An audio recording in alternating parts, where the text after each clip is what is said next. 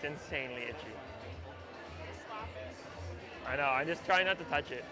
But, It's like a mosquito bite, don't itch it. yeah, we can itch it.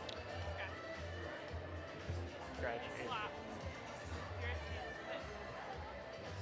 well. Yeah, it's a weird mix.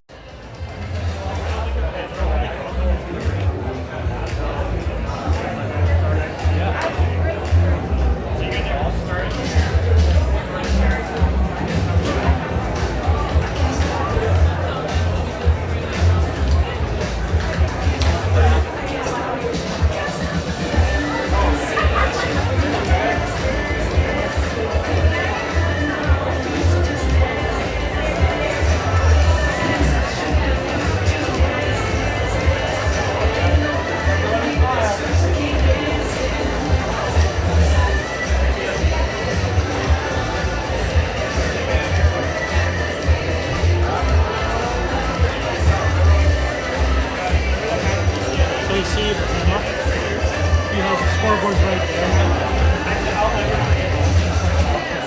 There's about a 30-second delay from the camera to this.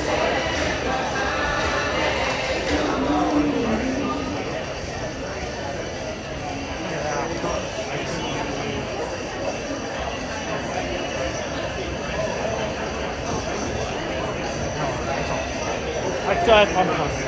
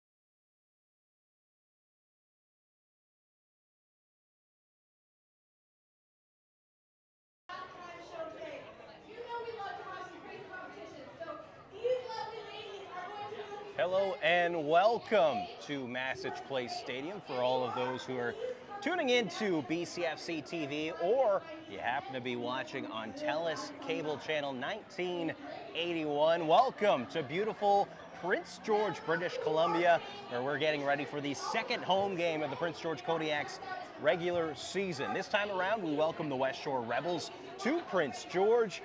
The Rebels come into tonight's game with a perfect 2-0 record, and they sit atop just about every statistical category in the BC Football Conference, and they have the #1 offense, 139 points through 2 games, and their defense has been just as good, allowing just 10 points through those 2 games. I'm your play-by-play voice for tonight's game, Ethan Reddy. Joined with me on color will be Jack Clark. Jack, thank you for joining me for tonight's matchup. Yeah, it's going to be it's going to be really interesting to see. You talked about the Westshore offense and their defense. That's going to be the storyline tonight. If the Kodiaks defense can be up to the task to stop this elite Westshore offense. Absolutely, and you look at this offense of the Rebels, the Kodiaks certainly will have a big task of trying to contain them here tonight at Massage Place Stadium. You look at T. Jesse, the quarterback for this Rebels offense, 10 touchdown passes through 2 games. Absolutely, like we talk about video games. I know you and I both like playing our video games, but those are video game-like numbers, especially through 2 games of the regular season. I wish I was that good at video games, Ethan. It's gonna be really fascinating to watch this offense. I know we've both seen some tape on this Westshore offense. It'll be really interesting to see how they roll through, what their style is. We know the Okanagan Sun in Week 1 really ran the ball well against the Prince George Kodiaks. And looking here at the Westshore offense as well, they've got 2 running backs who have been extremely productive. You talked about the quarterback, but their running game has been extremely productive as well. So it'll be interesting to see which route they go, how they balance that out, because they've got a lot of skill all over the field when they're on offense. Absolutely, and then you take a look at, I know, the offense for the Kodiaks through that first game. I guess the biggest advantage that the Kodiaks have is they've had the last 2 weeks to prepare for this game. They've had those 2 weeks to go over the film. They've had one more game of film also to look at Westshore, see what their tendencies are. Meanwhile, the Rebels, they're only going to be basing much of that off of that one game of film, and I know Jamie Borum, head coach of the Kodiaks, will admit that, you know, the consistency he was looking for was just not there. That execution of the playbook was definitely not there, both on either side. You can say the defense performed much better, especially during that front half of that game against the Okanagan Sun, limiting them to just 13 points. But you're definitely looking for some consistencies. More specifically from that offense. You look at the running game. They only ran the ball 9 attempts for, I think, 18 yards. You look at that, you're only averaging 2 yards per carry, which is just not going to cut it. And then you look at the passing as well, 46% pass completions. So trying to find that way to better execute the offense, and that's going to be something that you have 2 weeks of film, you're going to look at that, you've got 2 weeks of practice, working to have that chemistry in the offense as well. A lot of these guys are playing together for the first time. I know you say that, it's a second-year team, but they're still very much going through those growing pains of being in the BCFC. We brought it up maybe 100 times during Week 1. The Kodiaks are still learning. They're going through a learning curve. And I say for offense, we saw it a little bit. Whether it was Sam Saban or Quinn Newcomb, neither looked fully comfortable in the pocket, I would say. I'm really going to be watching the quarterback play a lot. I know Coach Jamie Borum said we can expect kind of a quarterback by committee today a little bit. We'll see both Quinn Newcomb and Sam Saban. And you mentioned the running game as well. Really like to see both Martin and Shane, maybe he'll hit the holes a little bit, maybe not bounce it out to the outside as much and just try to hit a hole and kind of fall forward kind of thing. Be a little tougher maybe with the running game. So definitely looking for some major steps from the Kodiaks offense as they've had those 2 weeks off, as you mentioned. Absolutely, and not only that, one thing that perhaps gets overshadowed, especially because the Kodiaks have only played 1 game, it was very quickly changed, but after the first week, you look at someone like Caden Wagner. Yeah, he only had 36, 38 yards receiving, but his 5 receptions actually put him tied for the league's top spot after just 1 week. So perhaps just you look at him, he had 5 receptions. You look at Jerome Erickson, 4 receptions, the team's top receiver from last year. It might just be a matter of perhaps stretching those routes a little bit further, trying to get those first yardage routes going, and trying to move those chains. Because we talked about it before the broadcast. You're looking at how the team did. Much of the ball movement came by way of penalties, which is not how you're not going to get the ball in the end zone by getting penalties, whether they're for you or against you. Yeah, and I love what you're saying, Ethan, about kind of stretching those receivers, that talent they have on offense down the field. But if that's going to happen, you're going to have to look to the offensive line to maybe stand up a little bit more. I mentioned both Sam Saban and Quinn Newcomb weren't comfortable in the pocket in week one. Didn't really have much time to get comfortable. I know Jamie Borum has really emphasized the offensive line over these last couple weeks of practice. So, yeah, I would love to see both quarterbacks be able to stretch the field and use that talent that they have, but they're going to need a little bit more time to do it here against Westshore. Absolutely. We're going to take a moment. The Westshore Rebels have since taken to the field. We'll wait for the Prince George Kodiaks to come out. We will take a moment, just step away. This broadcast is being simulcasted over on 99.3 Rewind Radio as well, so we're going to take a break, let both broadcasts kind of sync their way back up, and then we'll bring you the full play call from Massage Place Stadium as the Westshore Rebels take on the Prince George Kodiaks.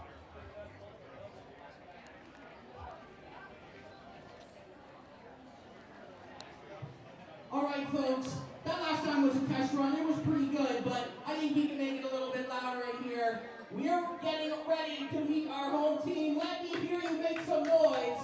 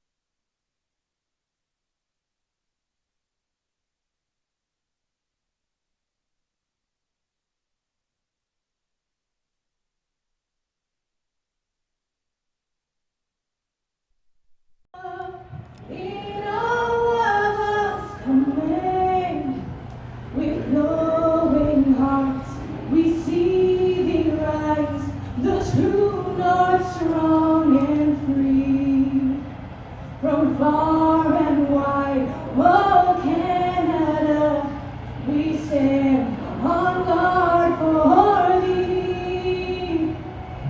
God keep our land glorious and free. Oh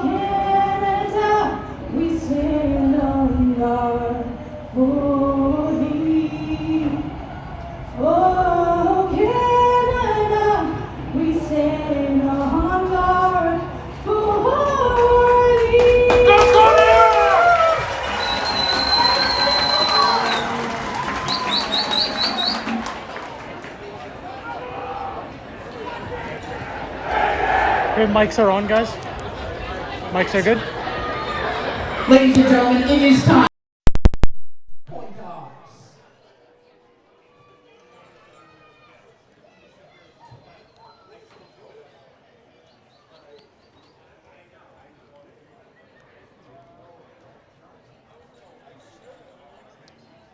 Yeah, I was just about to do the coin toss.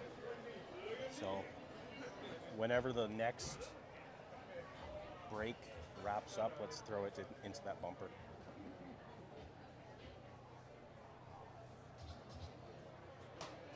And then, yeah, just let me know how much commercials left and I'll do what I can.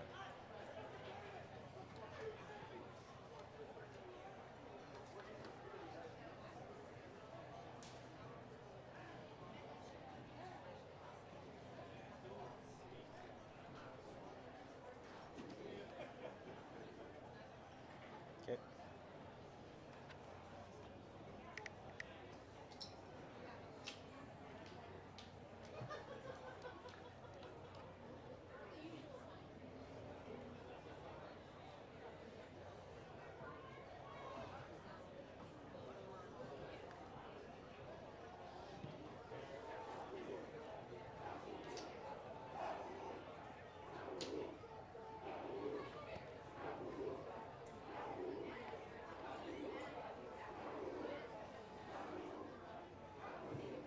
The Prince George Kodiaks will receive the ball first. Hello and welcome back to Massage Place Stadium. I'm your play-by-play voice for tonight's broadcast, Ethan Reddy. Jack Clark joining me for the broadcast. He will provide the color commentary for tonight. And after the coin toss, the Prince George Kodiaks will receive to get this game underway as they get ready to take on the Westshore Rebels. Jack, this Rebels team coming into tonight, we talked about it throughout the pregame show. A perfect 2-0, 139 points, 4 on offense, 10 points against on defense. We talked about, as the Prince George Kodiaks came out onto the field, perhaps the chip on the Rebels' shoulder coming into this game as they were essentially applauding the Kodiaks as they came out onto the field. Yeah, let's call it confidence for the lack of a better term. I think this Westshore team is feeling pretty good about themselves entering tonight's game here in Prince George. You know, it's up to the Kodiaks, Ethan. The Westshore has put the film on tape. They know, we've talked about the offense, we've talked about the defense, but it's going to be up to the Kodiaks. They've had 2 weeks of prep to prepare for this team. Let's see how they respond. They know just as well as you and I know that this team has scored 139 points in 2 games. So let's see how the defense comes out. I'm excited to see. I think Coach Jamie Borum's going to have the Kodiaks ready to go. Absolutely. So it will be, actually my apologies, it looks as though the Kodiaks will actually be kicking off to the or my apologies, I don't know what it is I'm talking about. It's this earlier kickoff is actually perhaps playing a little bit of a factor. So the Westshore Rebels will be kicking off to the Prince George Kodiaks. The Rebels in their white jerseys with red trim.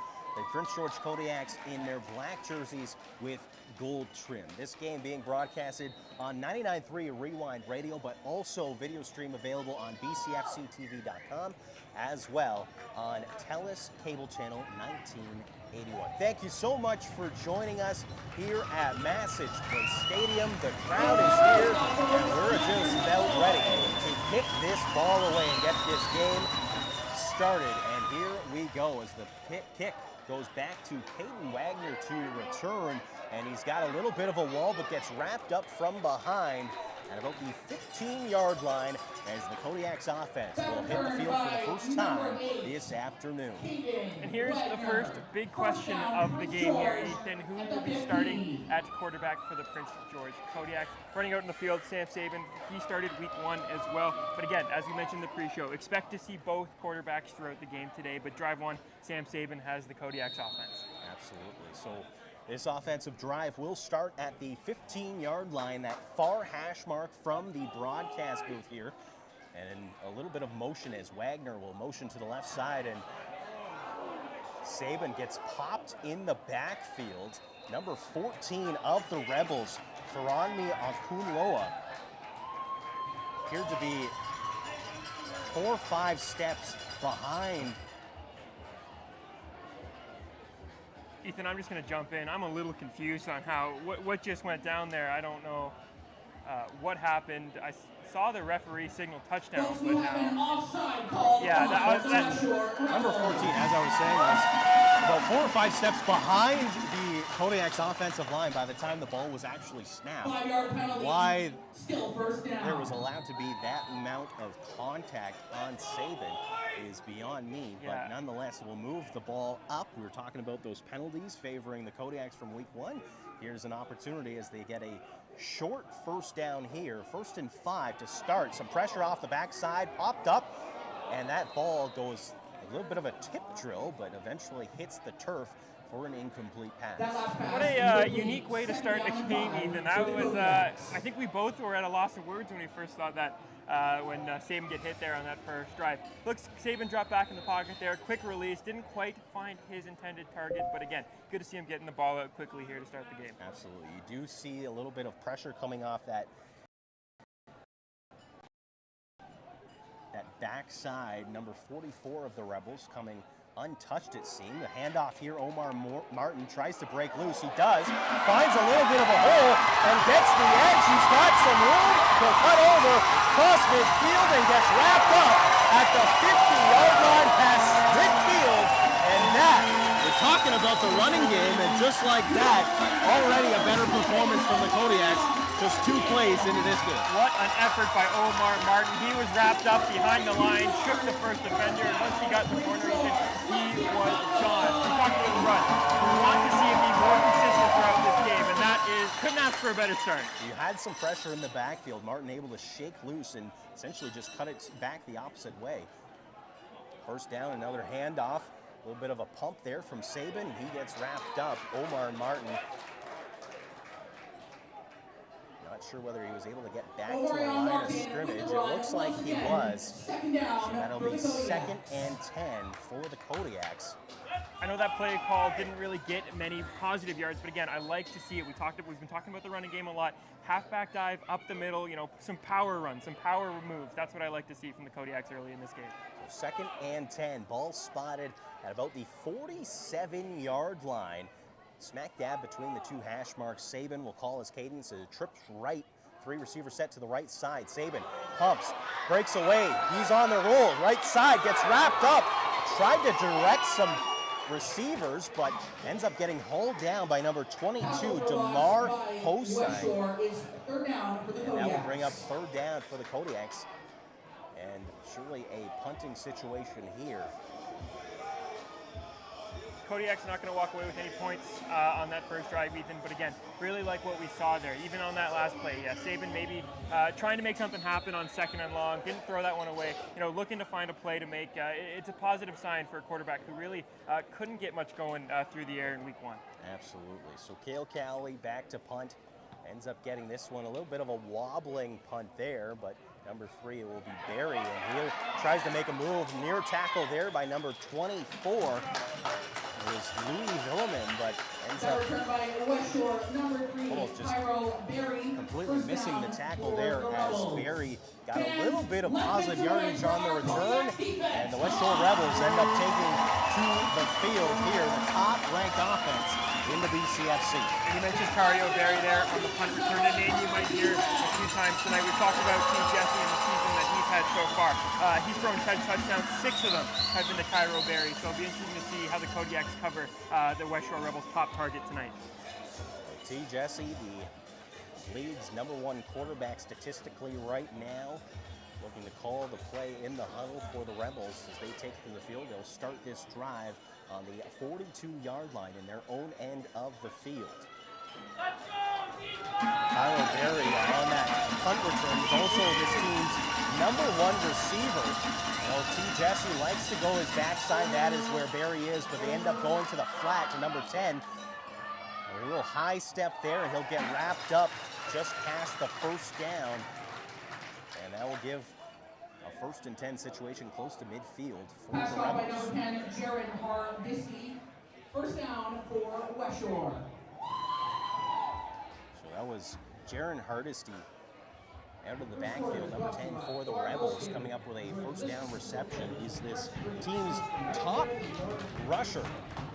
as he comes into tonight with 226 yards and 2 touchdowns off 15 attempts. First and 10, 54-yard line for the Rebels. Ball gets snapped. Play action here into the flat to number 8. And number 8's running, gets the sideline, gets the edge, and he'll get wrapped up, brought out by Coulter Cannon. That's number 8, Kieran Poisson. First down, Westshore. Been interesting to watch the Westshore offense on these first couple of snaps here. We talked about at the pregame show and even at the business broadcast about what this offense is going to look like. We mentioned the 2 running backs, we mentioned the receiver, we mentioned the quarterback.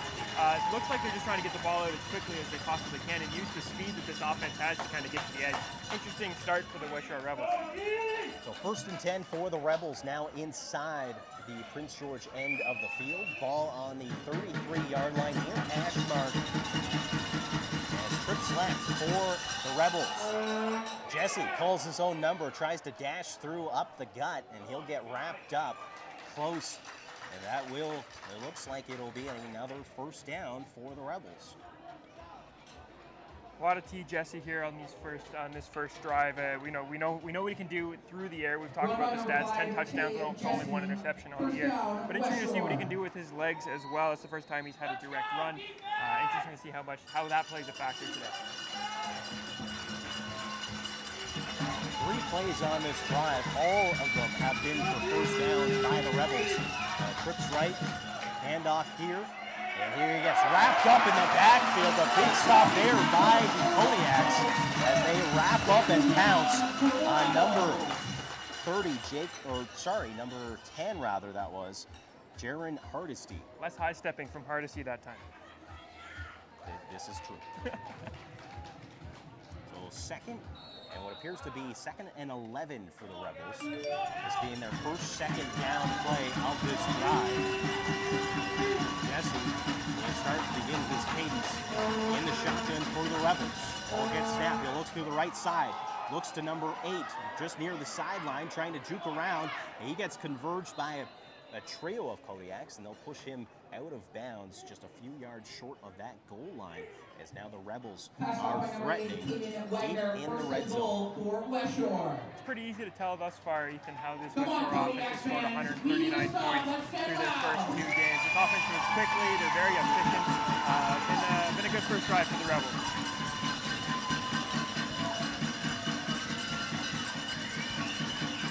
Short yardage, so ball spotted on the 5-yard line. First and goal. Expect perhaps a handoff play here, and they'll do to Hardesty. He'll get wrapped up again and dropped for another loss. That's a tackle for loss. Let's get it for our Kodiaks defense. Good job by the Kodiaks, wrapping up and getting their way into the backfield of the Rebels to prevent any damage there from Hardesty. 2 plays in a row now for the 2 run plays in a row, sorry, I should say, for the Kodiaks have been in the backfield. Really strong improvement from week 1 when we talked about the Okanagan Sun in the first half. Really had their way with the run game. So a strong performance here from the Kodiaks defensive line in terms of the run game so far. Second and goal. Ball on the 10-yard line. Jesse double backs. Looks over the middle, tries to make the catch, and that is number 8, Kieran Poisson, with the touchdown grab to get the Rebels up on the scoreboard. As Jesse just put that up and allowed his receiver to go up and come down with the reception. That was a great throw and catch. The good coverage there by the Kodiaks as well in their secondary, but sometimes, you're just not going to win those 50-50 balls. That was a great throw and catch by the Rebels. Plus, visit KodiaksFootball.com to get tickets for our mega kickoff 50-50. Draw date is October. The Rebels lining up for the point after. $250,000.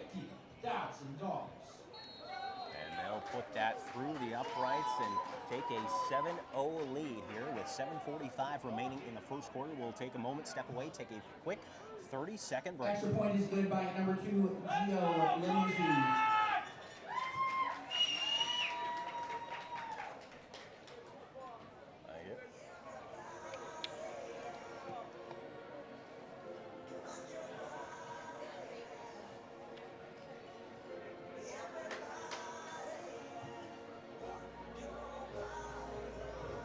Once again, 50 tickets of $990. Make sure you visit volunteers at the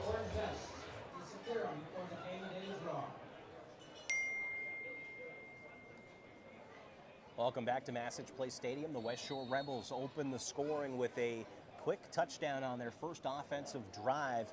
Kieran Poisson coming down a crossing route over the deep end zone puts the Rebels up 7-0. And the Westshore Rebels getting ready to kick the ball off to the Kodiaks with 7:45 remaining here in the opening quarter. A booming kick goes up. Caden Wagner trying to direct his blocks, cuts over, he stays up, gets wrapped up though, ball pops out.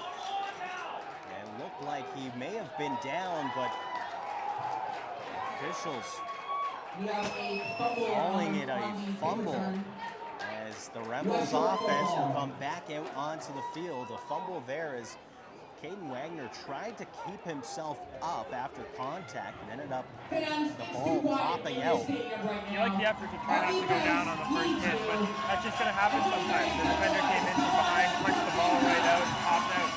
Again, love the effort from Caden Wagner to try to break a tackle and keep going, but it's just an unfortunate situation. Well, a big task here now for the Kodiaks defense as the Rebels will be out onto the field already in scoring position. The ball spotted on the 19-yard line. Jesse, he's got himself trips right formation, a little bit of a bunch situation on the right side there. He looks over the middle, tries to pop it over, but pass falls incomplete. Number 88, CJ Vincent, looking at the official, looking for a call, but none to be had there, as it'll be 2nd and 10.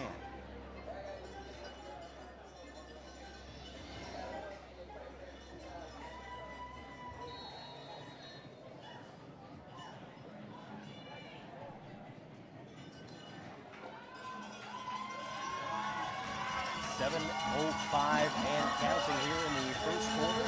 Rebels looking to add to their lead. Currently up 7-0 over the Kodiaks. Ball gets snapped shotgun. Looking over the middle. Jesse putting it deep into the end zone, but ends up connecting again with Poisson deep in the end zone. It looked like he was completely untouched. Not sure what happened there in the Kodiak secondary. Ethan Coulter Cannon almost looked like he was going the other way. Good pressure from the Kodiaks front as they hit T. Jesse before he let that one go, but not sure what happened in the secondary there with Coulter Cannon. 6:48 remaining. Rebels lining up for a point after here.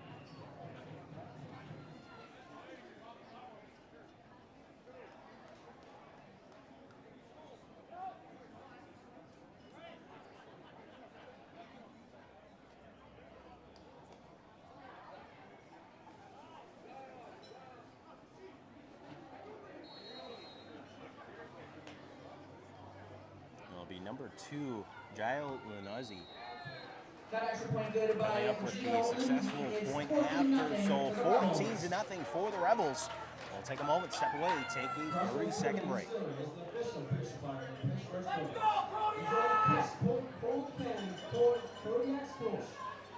is $5 for every Kodiaks home game.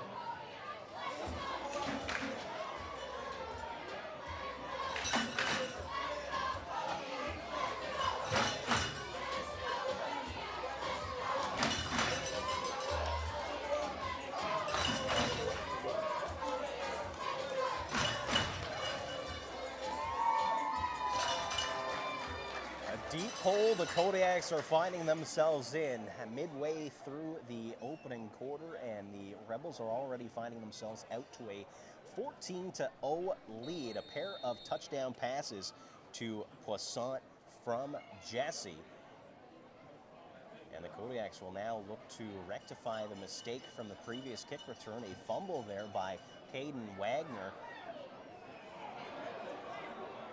Coulter Cannon who picks it up, and he gets absolutely leveled by a pair of Rebels as little hesitation to pick the ball up off the turf. And he was quickly met face first by a pair of Rebels defenders. Kodiaks offense taking the field again. Sam Saban once again going to be under center. Going to be interesting to see how the Kodiaks respond on this drive. That first drive, it felt like they were building momentum a little bit. They had the big run by Omar Martin.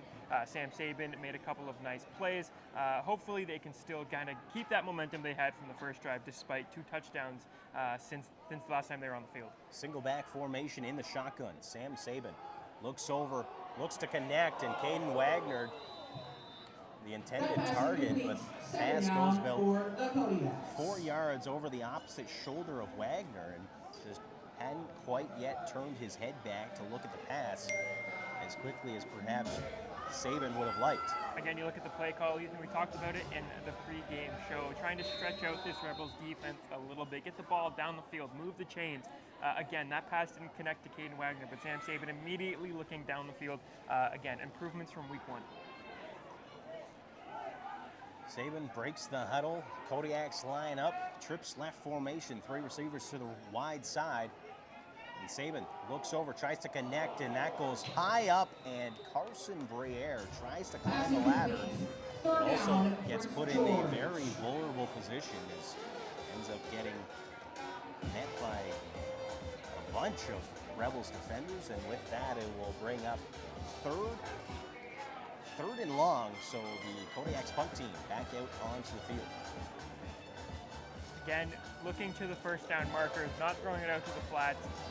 Again, not quite connecting, not quite in sync here, Ethan, but I do like what the Kodiaks are trying to do and get the ball downfield.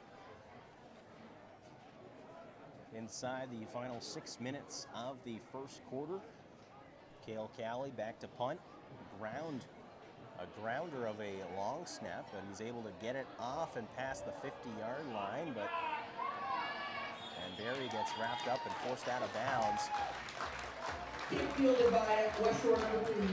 Rebels offense will take over. They'll have the ball spotted around midfield. Looks like they'll have it just a few yards inside the Prince George end of Massage Place Stadium here. We came into the game thinking we have to worry about Cairo Berry as the Rebels' top target. Both touchdowns so far, Shakir and Poisson. So interesting to see what the Kodiak secondary do here. Clearly a lot of talent all over the field for this Rebels team. Going to be interesting to see how they try to keep everybody in front of them. So Jesse lining up in the shotgun, single back, and a bunch formation to the right side, handoff, and he'll get wrapped up. A gain of a few yards there, but otherwise, a good coverage there by the Kodiaks front line. I've been really impressed so far with the run defense of the Kodiaks. That first Rebels offensive play early in the first quarter, the running back had some room, but since then there really hasn't been much space for the Rebels running back to get through. So very, very impressed so far with the Kodiaks run defense. The Rebels break the huddle. They go once again front side to the right, the wide side of the field. Cairo Berry on the short side, back side, if you will. And another handoff here. Gets wrapped up, tries to break loose. He finds an edge, makes it to the sideline, and he runs out of bounds around the 36-yard line. And that will be a first down for the Rebels. Last run by Westshore, number 10, Jerry Hargisi. Kodiaks just need to find a way to complete those tackles, and especially a situation like that, especially when you find yourselves down on the ground trying to wrap up, you just need to squeeze those arms around the ankles, especially of a strong running back like Hardesty. Otherwise, what ends up happening, he breaks loose, finds some extra yardage along the sideline. 1st and 10. Jesse looks to the backside, and that falls incomplete. Some good coverage there by Aiden Simpson. Again, with the Rebels offense trying to get the ball out quick, move it quick, get the ball to their playmakers on the outside. You mentioned it, a great job by Aiden Simpson, who's been doing a great job on Barry so far through this first quarter. Again, even if that ball was caught, he was not going to get anywhere with it. Aiden Simpson, on him right away. And now Barry lining up on the opposite side. You'll see the bunch formation now on the short side of the field. Watch for Jesse to perhaps try to connect with Barry on that far side. He'll look over to the left though, tries to find it over the middle. That pass will fall incomplete. The intended target being Zion Brown, who is perhaps creeping a little further into the center of the field as Jesse would have liked. I know it's 14-0 here early, Ethan, but again, been impressed with the Kodiaks defense so far to start this game. We've mentioned the run defense a lot. They've been some mishaps in the secondary, but on that drive they looked really, really solid in coverage. Been, once again, still impressed by the Kodiaks defense. So that brings up 3rd down for the Rebels, and they will line up for what appears to be a punt.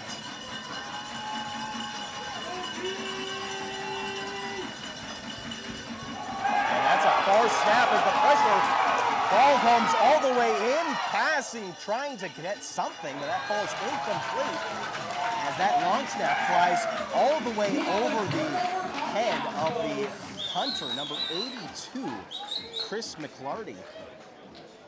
Ends up turning that into a desperation play, trying to find something to avoid getting pinned deep inside his own zone. A theme carrying over from week 1, Ethan, punting. Just seems, every time a punt seems to happen, something unexpected comes from what you would assume is just kind of a basic play. It's as if Prince George is just generally a no punt zone. Right. I mean, you know what? That's okay. It makes the makes third down a little bit more interesting. Now look at this. Quinn Newcomb in at quarterback for the Kodiaks, quickly to roll out. Looks for the sideline to number 5, and completed pass there to Taman Kickoff. You mentioned Quinn Newcomb into the game. In the first play, we saw what we saw in week 1. Rolled out, settled himself, found his receiver on the sideline. A great throw and catch from Quinn Newcomb on his first snap. First down there by the Kodiaks. You see the change at quarterback. In comes Quinn Newcomb very quickly to just roll out on that bootleg, avoid that pressure coming up from the Westshore's D-line, and he comes up with a first down for the Kodiaks, their first of this afternoon. Here's a handoff, Omar Martin. And that'll be a gain of a few yards. Sorry, I say that was the first. That was actually the second first down of the Kodiaks. My apologies. A huge running gain by Martin early in the first quarter there, but that being their first down since that play, with 2:50 remaining here in the first quarter. Second and what looks to be about 7 yards to go for the Kodiaks, with ball spotted just at the 51-yard line inside their own zone. The quads right formation, 4 receivers to the right side. Quinn looking and gets picked off by number 24. And that ball gets returned back to the 50-yard line of the Rebels. Looked like Newcomb just looking a little eager to find that deep pass. Yeah, put a little bit too much on that one. Ethan sailed the intended target. Maybe one of the easy interceptions that the Westshore will have all season long. Just again, like what the offense is trying to do with Quinn Newcomb, roll them out, get the Rebels defense moving around, but just a little bit too much on that throw. Well, and I know one thing, especially just looking at that play, one thing that's been emphasized to this offense has been to take what's been given. I'll give a little bit more with regards to that following this play, as the Westshore Rebels lining up for their offensive series. Official coming in and repositioning the ball. He's giving a little bit of a lesson on ball placement to the Westshore center, as it appears that they may have shifted the position of the ball when they came up to line up for the play. They do say it's a game of inches, Ethan, but you're going back to that giving what the defense is taking you kind of thing. I thought that was a really well schemed up play by Kodiak's offense. Just again, the intended receiver was open, but just a little bit too much. There's a toss play to the left side, back to Hardesty. Hardesty pushing his way through, gets met up and wrapped up and hauled down just past midfield. The ball getting spotted. It appears to be about 52.5-yard line. That's exact. I like that. But what I was saying in terms of the offense, you look at how that play was designed, and obviously just being around practice a lot with this team, you notice this, one of the interior slot receivers had basically a quick route, or a quick out route rather, and that should have been the primary target for Newcomb take that quick shot, let the receiver take care of that extra yardage after the play, but take those high percentage completions rather than, doing what ended up happening. As the Rebels try to run the ball once again, they get stood up very close to that first down marker, and that will bring up what I believe will be third down. Talk about being around practice, Ethan. You spent a lot of time around this team. You can definitely tell early in this game some of the adjustments that the Kodiaks have made in these 2 weeks that we've talked about. They've had to prep. The offense, while again haven't scored here late in this first quarter, they are looking a little bit more efficient than they did in week 1, which is promising as we short yardage here. Jesse pops up under center, and he'll take the quick snap and he'll try to plunge forward, and it looks like the first down is being awarded to the Rebels. Going back to just what I was saying there quickly as we get to the end of this first quarter here in 30 seconds, I've been more impressed with the Kodiaks offense and the scheming and what they've been trying to do. Definitely can tell some adjustments have been made, and it is showing here, just not leading to points just yet either. So first and 10.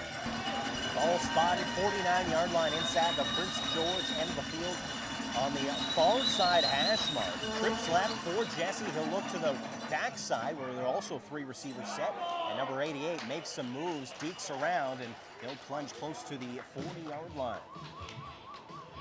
And with that play will bring us to the end of the first quarter. So we'll take a moment and we'll step away for a quick 30-second break as we enter the second quarter here at Massage Place Stadium.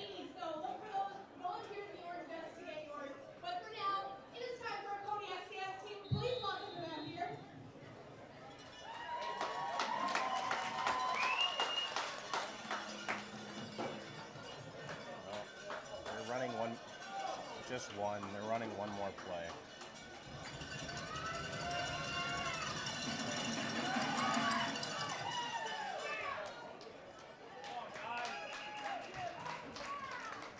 Actually, run 2. That'll bring us to the end of it. At the end of the first quarter, it is 14 for the Rebels, 0 for the Kodiaks.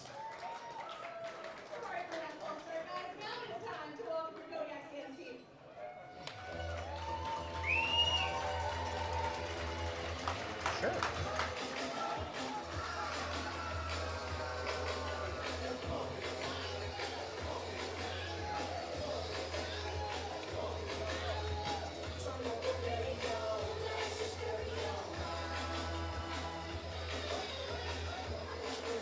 Start of the second quarter, a little premature perhaps on their commercial break as the Rebels ended up running one more play, a running play to get themselves a first down with the ball now spotted at the 34-yard line inside the Prince George end of the field. That'll give them a fresh set of downs as we get this second quarter up and running here at Massage Place Stadium. Rebels currently leading by a score of 14-0. Kodiaks still yet to find those first few points of their 2023 season. And they're currently in the position where they're having to face the top offense with T. Jesse and his crew out onto the field.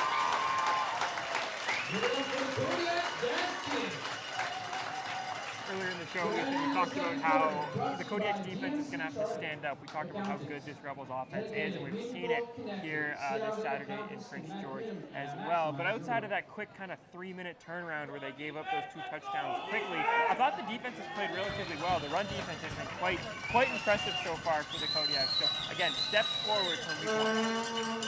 Trips left formation, a flag on the play. Quick handoff to Hardesty. Hardesty dashing his way, deking around, juking past defenders, and he'll rumble his way and high step past the goal line for a touchdown, but there are flags on the play. I wonder if perhaps that's going to be offside.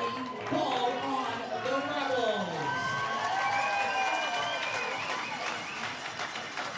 It's offside on the Kodiaks, but holding on the Rebels, which will bring that back.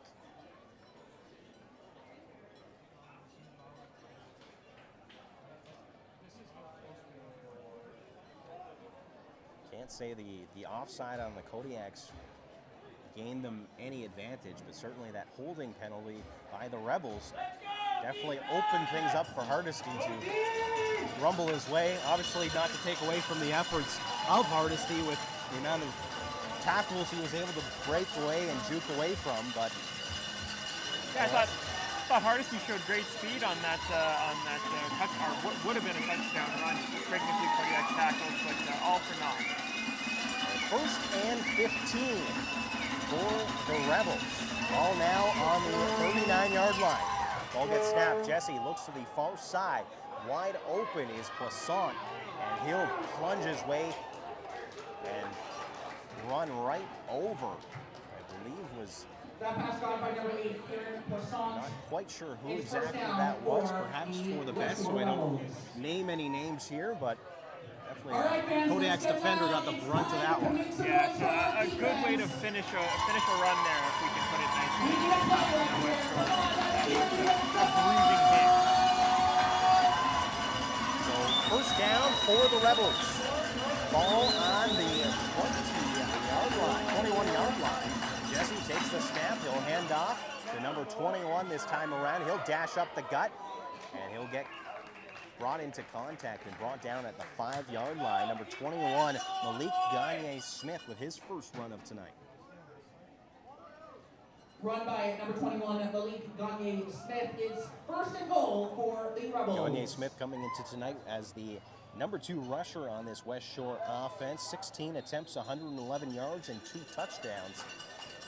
Certainly good numbers, but when you've got a running back like Hardesty in front of you with 226 yards and just as many carries, you won't necessarily stand out quite as much, but definitely a good run there by the second string running back. A keeper play here by Jesse, and he'll run in untouched for the score as the Rebels add to their lead.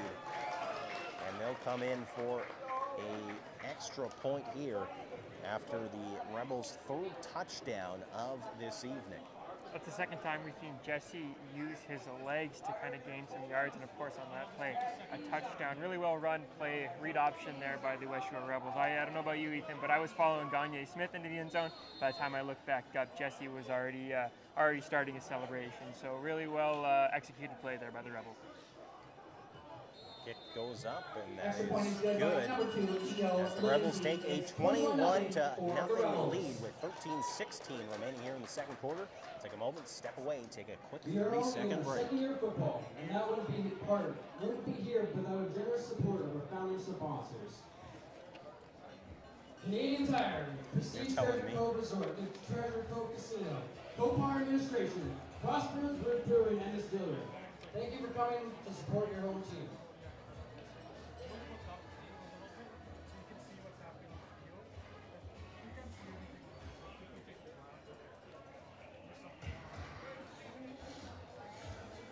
Welcome back to Massage Place Stadium. The Prince George Kodiaks find themselves behind 21-0 to the Westshore Rebels here in the second quarter.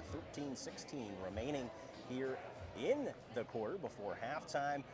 And the Rebels just coming off their third touchdown of this evening. T. Jesse, quarterback for the Rebels, runs in untouched for the score.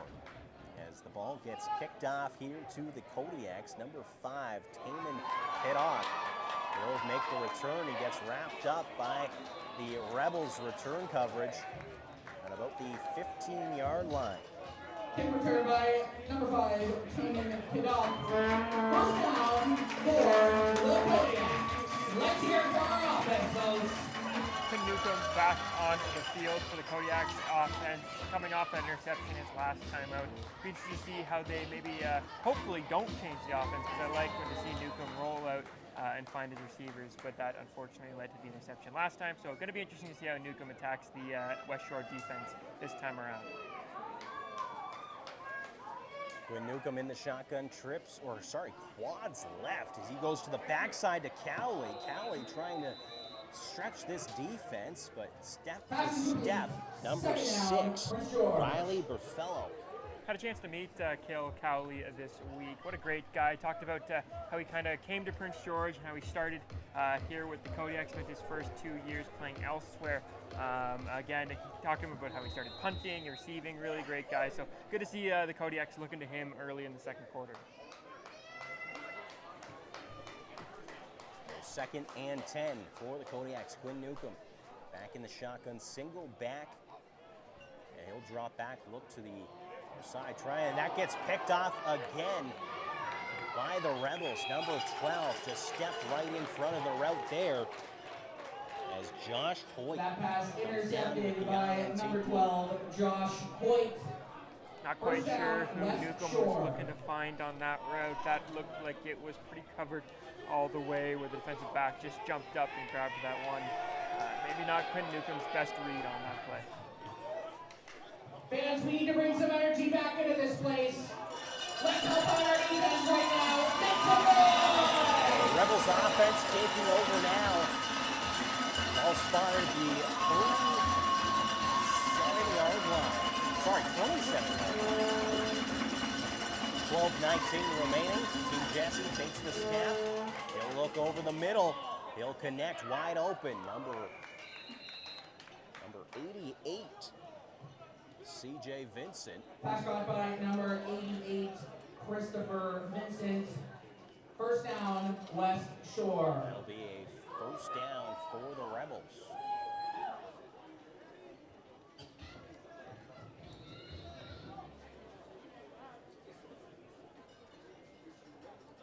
Ball spotted at the 10-yard line. First and goal. Rebels right back in scoring position, looking to get back in the end zone. Hand off here, Hardesty. Rebels stretches right side, gets wrapped up, but brought inside past the goal line. And Hardesty scores another touchdown for the Rebels. This game very quickly getting out of hand. We've yet to even reach halftime here for this matchup between the Kodiaks and the Rebels as they look to score what will be their 4th extra point attempt.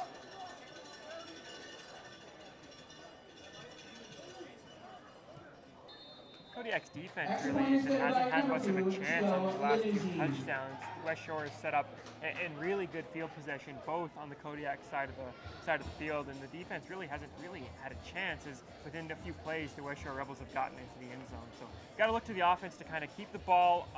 Maybe extend this drive a little bit, give the defense a breather. They've been on the field a lot here to start this game. Well, things started very promising. We had that big run from Omar Martin, who was able to break away from a few tackles, able to get the ball from what looked very deep inside their own zone, past midfield, start things up.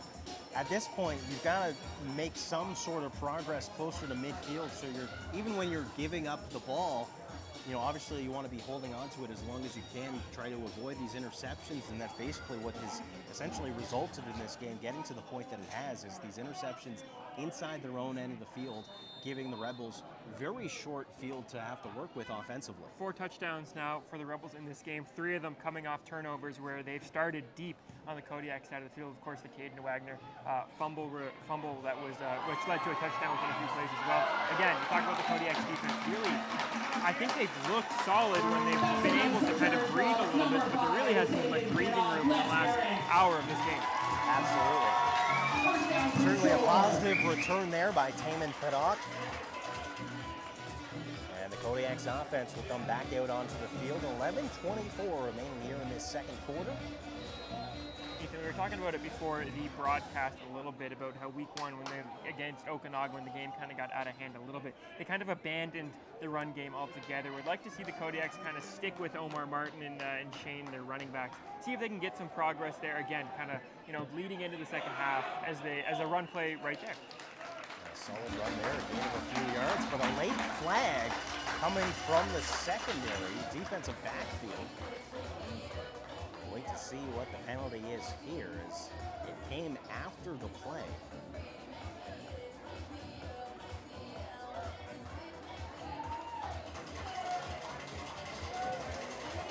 Folks, Next, we have a penalty call on the Westshore Rebels for a face mask.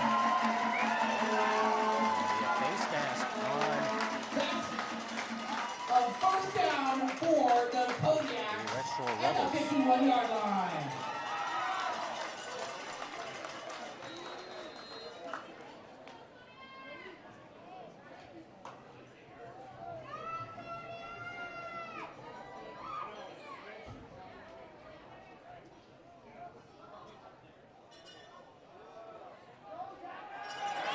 There's a big run here by the Kodiaks as they run for a first down and get the ball past midfield. With 10:45 remaining in the second quarter. That'll move the chains. I haven't seen much of Xander Shane so far this season for the Kodiaks, but he's had the last 2 touches for Prince George, and he looks explosive out of the backfield. A really promising drive here We're in for Prince Rebels George. territory, fans. Let's make some noise for the Kodiaks.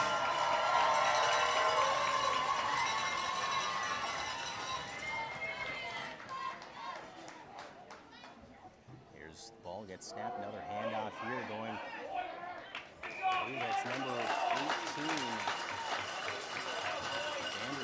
Xander Shane up the middle for another gain.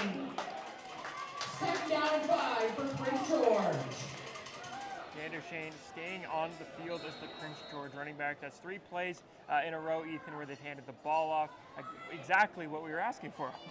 Absolutely. So fresh set of, well, second and short this time around. 5 yards to go. A quads left formation looking for a quick screen there to the receiver, but the ball skips off the turf a little bit short than what Carson Briere would have liked to be able to come up with that reception. Worth mentioning Sam Sabin back into the game for the Prince George Kodiaks at quarterback. Quinn Newcomb, 2 drives, 2 interceptions. So Sabin back under center for the Kodiaks.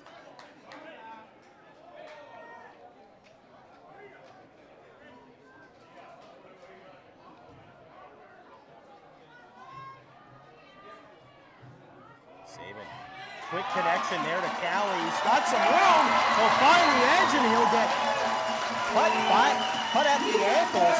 But he'll come up with a first down in the Kodiaks offense, starting to move the ball. First time we've seen that connection from Sabin to Cowley in this game tonight. Again, didn't see it much in week 1, but I know during training camp, Cowley was a guy that Sabin really depended on. So interesting to see how that relationship develops as we wind down the first half. Let's go, boys!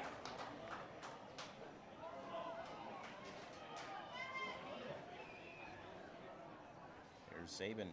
He'll take another handoff here to Xander Shane, and he'll plunge forward. And now it looks like the Kodiaks looking to go for the Mack truck of a running back in Xander Shane, trying to wear down this defensive line of the Rebels. Had the chance to talk to Xander Shane a few times kind of leading into the season. Second down Again, and 3 coming to yards Prince for the George this Kodiaks. year, Come on, fans, spending let's time hear in it. Kansas and Okanagan prior to joining the Kodiaks. So really interesting guy, really likes to be here, and really wants to be here.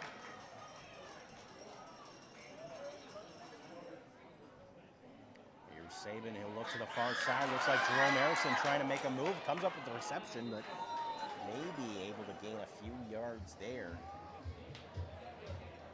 Kodiak's starting to find a little bit of rhythm here offensively. And again, Ethan, they're doing it on the ground as well. Really nice balance of passing and of running on this drive. Really good play calling by the Kodiaks offense. And you see them now 3rd down, but offense sticking out onto the field.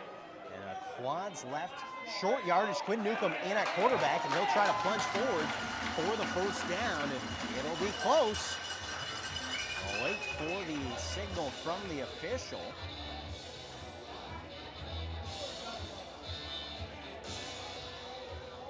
And still waiting. And it's a first down for the Kodiaks.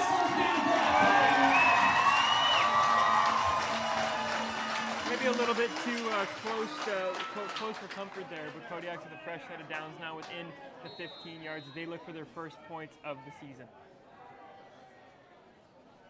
Sabin back in at quarterback. Short Here's a run off to Xander Shane. He'll plunge forward, get the ball down to the 5-yard line. What a drive it's been from Xander Shane, who has just been punishing the Rebels' defensive line on this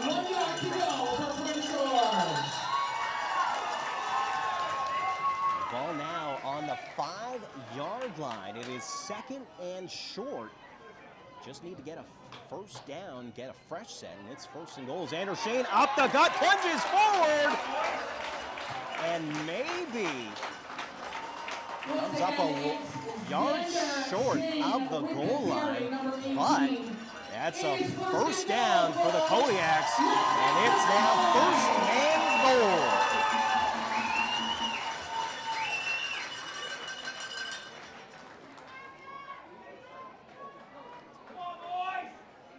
Single back trip slap for the Kodiaks. Saban. Play action here. Saban rolling to the right side, puts it up, and that falls incomplete. Jerome Erickson, the intended target. It's 2nd down and goal for Prince George. Interesting play call there by the Prince George Kodiaks as Saban looked a little bit uncomfortable right off the snap. A lot of pressure from the Westshore Rebels. Maybe a little bit simpler play call would have just been punching up the middle. Xander Shane's been gaining a lot of yards on this drive, so interesting choice there by the Kodiaks offense. 5:45 remaining here in the 2nd quarter. Kodiaks break the huddle. 2nd and goal. Xander Shane back in the backfield for the Kodiaks. And it's a handoff to Shane. Shane trying to plunge forward. And he gets stood up very close to the goal line. Looks like it may be a loss of 1 yard, but we've got a flag being thrown just inside the goal line. See what this flag is for Ethan, but you can see what the Kodiaks do on 3rd down here. As we've talked about it before, they haven't scored a point all season long. A touchdown here would be huge, not only in this game, but I imagine for the whole confidence from the entire Kodiak sideline. We'll wait to see what this penalty is.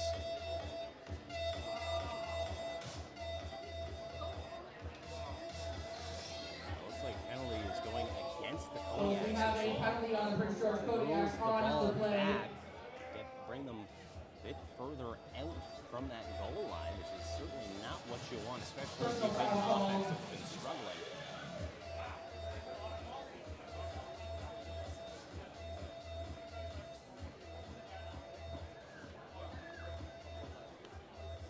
Looks like they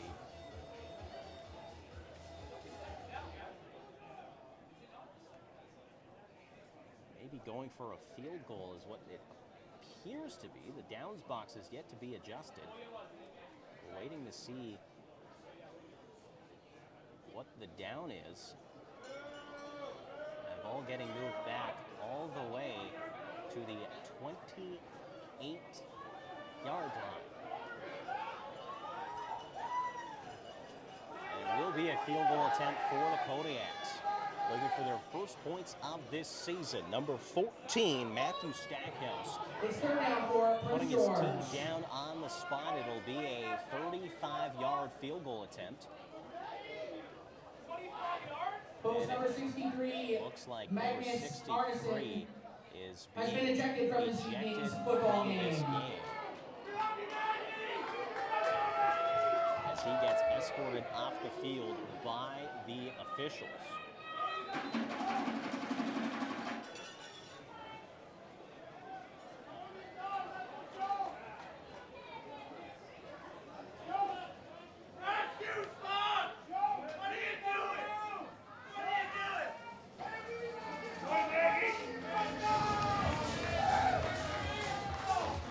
Kodiaks looking to line up for a field goal attempt. 3rd and long brings us to this situation. 5:23 remaining here in the 2nd quarter. Rebels currently leading by a score of 28-0.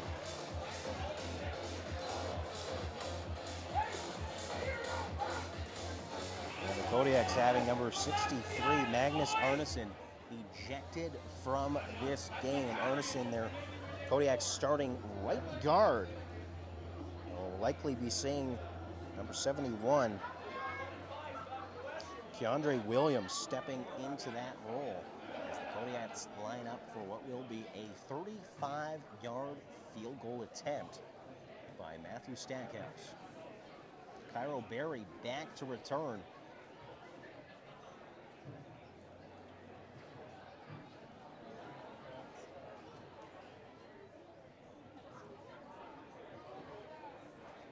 Wait to see. Kodiaks did attempt a field goal in week 1, but ended up getting blocked. And a low kick, and that goes wide left as Berry will look to return.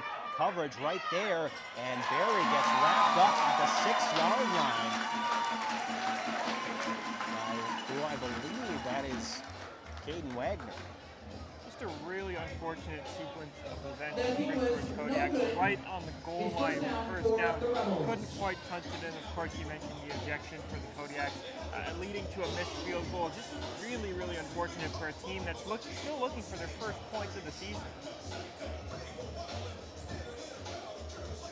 Especially, you look at the Canadian game. I know we were talking about this, prior to the season. When it comes to the Canadian football rule book, especially when it comes to kicks, I mean, even if you were to get the ball, even if you missed, got the ball through the back of the end zone, you still get a point. It's not necessarily how you want to be getting your first points of the season, but nonetheless. It'd be nice to put something up on the scoreboard, even if it is that single. Absolutely is.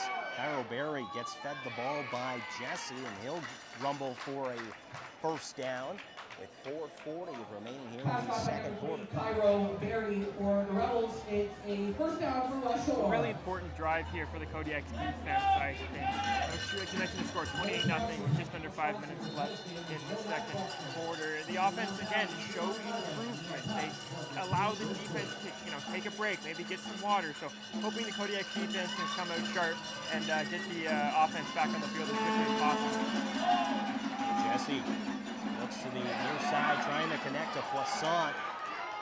Poisson tries to spin around, but Shannon Donovan ends up wrapping him up tightly around the ankles, and it looks like there is a flag in the defensive backfield. Looks like the Rebels moving back. We have a pass caught by number 8, Kieran Poisson of the Westshore Rebels. 4 minutes remaining here in the second quarter. A flag on that previous play. Officials meet to discuss. It's going against the Rebels. We also have a pass call on Westshore on the play for the offense. It will be second down. Ball will get spotted back at the 25-yard line. They'll bring up second and long for this Rebels offense as Steve Jassy calls his cadence, takes the snap in the shotgun, looks over the middle, and some pressure here. A flag and likely a holding penalty being called against the Rebels as Jesse ends up completing that pass, but I'm willing to bet that is a holding penalty being called against Westshore. I was going to say likely might be one of the biggest understatements I've heard all day. That was a pretty ugly hold there from Westshore as the Kodiaks were looking to get their first sack of the game. I'm actually not sure whether it's going to be a hold. It looked like the official actually gestured a face mask. The hands were definitely up around the helmet. I mean, I think he grabbed him by the horse collar. There's about 3 or 4 penalties that could be called on this one. And Face mask penalty 3 or 4, and it gets narrowed down to 1. It will be a face mask penalty going against the Rebels, which pushes them even further back and bring up third down rather. Second down and 25 for Westshore. Now some confusion Correction, here. it is third down for the Rebels. There seems to be some argument from the Westshore coaching staff with regards to the explanation as to why it was third down. I'm willing to bet that because of the penalty, fact that the penalty was preventing what surely to be a likely sack on the for the Kodiaks. Would have been their first, in fact, of the season. A little bit of extra meaning to that penalty, which resulted in the loss of down as well. And a high punt here.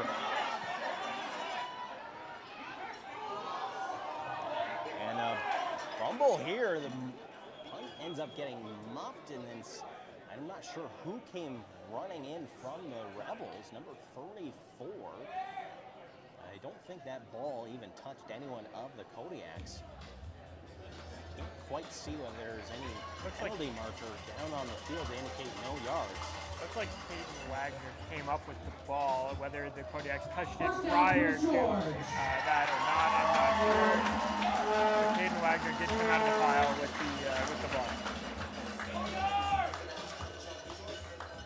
Got 3:23 remaining here in the second quarter. Rebels leading 28-0.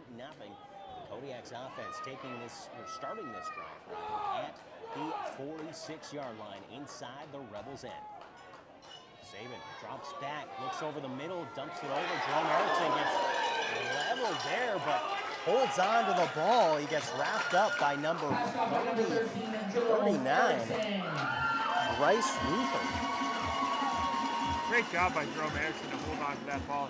That defender was on him immediately. So really nice job by the Kodiak's leading receiver from 1 year ago.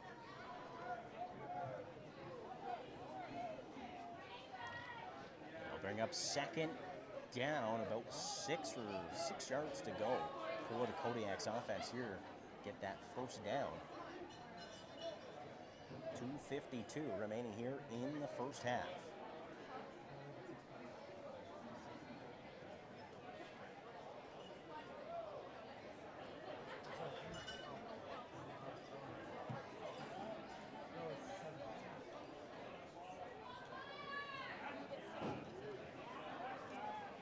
Saban in the shotgun. Quads right formation. Four receivers set to the wide side of the field. And here's Saban. He'll heave it over to the sideline. Connects to Jerome Erickson. And he'll try to gain a few more yards. But it looks to be still a few yards short of that first down mark. What a great catch by Jerome Erickson. That ball was just a little bit high, but Jerome Erickson went up and got it. Not the biggest guy in the field, but definitely playing like it on that last throw. Folks, it looks like we're going for it on third down. Let's make some noise. First and 5. Kodiak's offense staying held onto the field. Looking to get this first down. The final few minutes remaining here in the second quarter. They'll go quads left. This time around to the left side. Saban looks to the backside, connects to Callie. He'll get the first down and then some. And he gets forced out of bounds just inside the 30-yard line. Again, Kodiak's offense looking just a little bit more efficient. You can hear it even when people at home can hear it as well. This crowd here at Masters Place Stadium getting back into the game a little bit. Really exciting for the Kodiaks.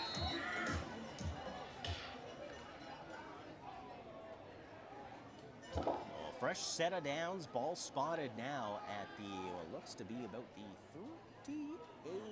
28-yard line. My apologies. Ball gets snapped. Saban on the move, rolls to the right side, trying to direct Callie. Callie going deep, and that gets picked off just inside the goal line. And Kodiak's struggling to bring down number 2 as he ends up breaking free, wrapped up and brought down just outside of the end zone.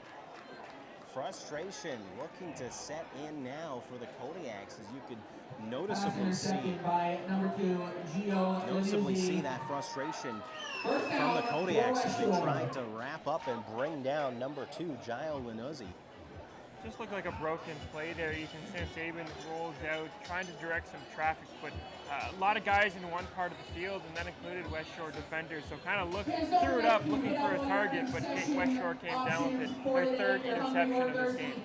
There's plenty of options located right around the arena. I just wonder whether perhaps in a situation like that, it's, you know, you just got yourself a fresh set of downs. It seemed like Saban was just trying to force something that wasn't necessarily there. That may have just been a perfect opportunity. Just throw the ball out of bounds, reset, you know, find a different play, different formation perhaps, as the Kodiaks defense wraps up the Rebels very close to the goal line. It looks like there's the Rebels actually a fumble being called. Actually, so a turnover here. Kodiaks forcing a fumble here, and they get the ball right on the goal line. I'm sure that's exactly what Sam Saban was having in mind. Makes up for the interception. Quinn Newcomb coming back to the game. As you can see, this ball, Ethan, right on the goal line. Did you see if they just do a little quick QB sneak here with Newcomb, see if they can find the end zone for the first time this year. Well, Quinn Newcomb coming in at quarterback. Looks like he's lining up in the shotgun, but you know what? I expect him to go right under center and try to plunge this one forward. Xander Shane in the backfield. And there we see it. Quinn Newcomb under center, plunging forward, trying to truck in. And a flag in the backfield.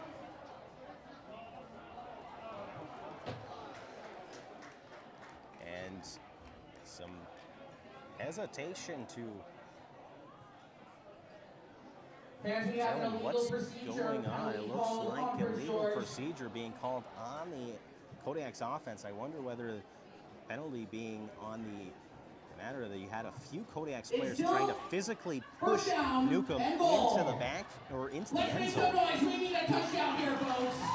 Interesting call. It's a play you see a lot. That's why I spoke about it as well. It's a play you're seeing a lot in the professional game now, where the quarterback lines up under center, and just to get as many people as you possibly can behind him, pushing them in, which the Kodiaks looked to try, but resulted in a penalty instead of a touchdown.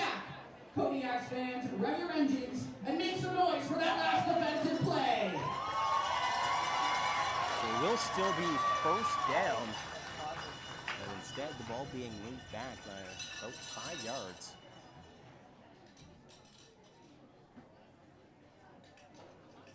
If we're looking for a positive, this might open the playbook up a little bit. Tough to really call a play when you're on the goal line like that. Definitely gives the Kodiaks more options, whether they look to throw, pass. Definitely frees up the playbook a little bit. Again, if you're looking for positives on the flag, which we always are. Absolutely, we always try to find the silver lining. Exactly. You know, it's all about attitude and mindset. Quinn Newcomb still in at quarterback. Xander Shane, the lone running back in the backfield. Trips left for the Kodiaks. And a handoff to Newcomb in the shotgun. Newcomb trying to avoid the pressure. Runs to the right side, gets wrapped up, and gets brought down deep. As that ends up being a loss of about 20 yards. Sack on the play by Westshore. It's not what you want. It just Second seems and like, goal from the again, 25-yard first down, line another for the situation Kodiaks. there where you just perhaps throwing the ball away would have been the better option rather than trying to make something out of nothing. We just talked about positive mindset and attitude, and then I'm trying to come up with something positive there, Ethan, but I agree. You just got to throw that one into the seats when you feel the pressure that quickly.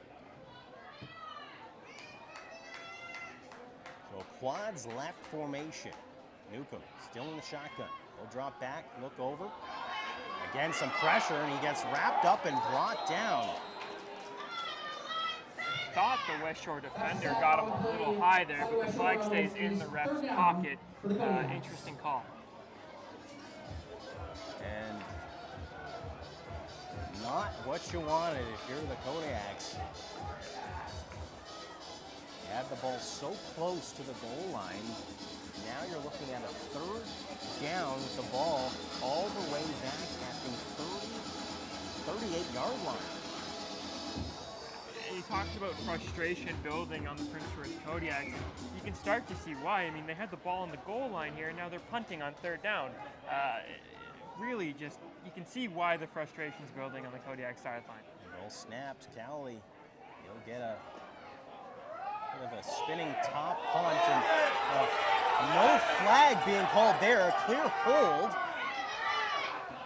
He gets wrapped up, Pyro Berry, and not a single flag down on the field. It looked like it was a very clear-cut hold being right there on what would have been the gunner of the Kodiaks coverage there. I think everybody in the stadium here even saw that one, but the refs again.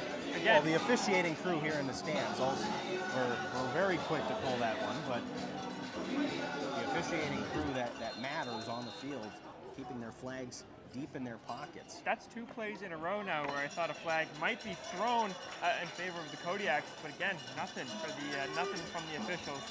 Taking some heat here from the fans at Matthews Place Stadium. Rebels offense back out onto the field, single back shotgun formation. Jesse looking to call his own number as he tries to make his way, ends up a little bit of a hop over a Kodiaks defender. He'll rumble close to the 30-yard line. As we're nearing the final minute here of the second quarter. Minute 4 to be exact, remaining on the clock. 2nd down and 1 for the Rebels. Let's make some noise for our defense. Leading to our defense. Let's hear it. Big stuff going on right now.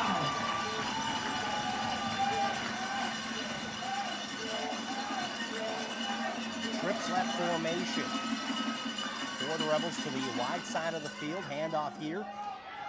Hardesty cutting back to the weak side and refusing to wrap up. Aiden Simpson looking to just make a shoulder tackle, but Hardesty shows him exactly the importance of wrapping up as he just popped off that one. Yeah, you'd like to see Aiden Simpson go a little low there, try to wrap him up from the legs, but good job by the Kodiaks defense to recover and get the running back out of bounds without getting a whole lot of yards. The positive, I guess you could say on this is Positive Hardesty he's coming back to the weak side of the field for a reason. It's because the pressure coming from that strong side is definitely present there from the Kodiaks. What's not being done, though, is that outside containment of the Kodiaks, which is allowing the running backs to reach that sideline as Hardesty now comes right up the gut. Aiden Simpson learns his lesson for the first time around, wraps up Hardesty, brings him down to the turf, and Hardesty will take a quick sub as he comes off to the sideline. But that will be a fresh set of downs for the Rebels as they move the ball to the 47-yard line. Going back to what you were saying, Ethan, about the pressure coming from the defensive line from the Prince George Kodiaks, I've talked about improvements from week 1 a lot. Again, that is one of them. They really couldn't get to Okanagan a lot in week 1, but Jesse really hasn't had the most time back there in the pocket, which is making him lead to some quick plays. Another handoff this time to number 21, and he finds a hole, wraps up Coulter Cannon, and he'll bring him down, but not before. I believe that was Malik Gagne-Smith who rumbles past midfield and gets wrapped up, brought down at the 42, or sorry, the 40, we'll call it the 43. Let's get a hold here, folks, to end this half. Make some noise for our defense. Let's get things pumped up, folks. Final few seconds ticking off the clock. Jesse calls his cadence, drops back. He's going deep for Barry. Barry wraps it in and gets wrapped up by Donovan, but Barry comes up with the reception, and that will bring us to the end. Perhaps thankfully, if you're the Kodiaks, brings us to the end of the first half. It looks like T. Jesse is trying to say that he called the timeout. The official not giving him any time of day as it looked like the Rebels trying to call a timeout in order to go for that one last final opportunity to add some more points to the scoreboard. He's looking across the field here. Prince George Kodiak's head coach, Jamie Borum, before the team's going to the tunnel, they got the whole team down on one knee right now. It looks like Coach Borum's got a message for the team before they even head to the tunnel. Oh, and that's if they even do. That's a good point as well. At the half, Westshore Rebels currently leading by a score of 28-0 over the Prince George Kodiaks. We'll take a moment, step away. We've got the Kodiaks halftime show coming up.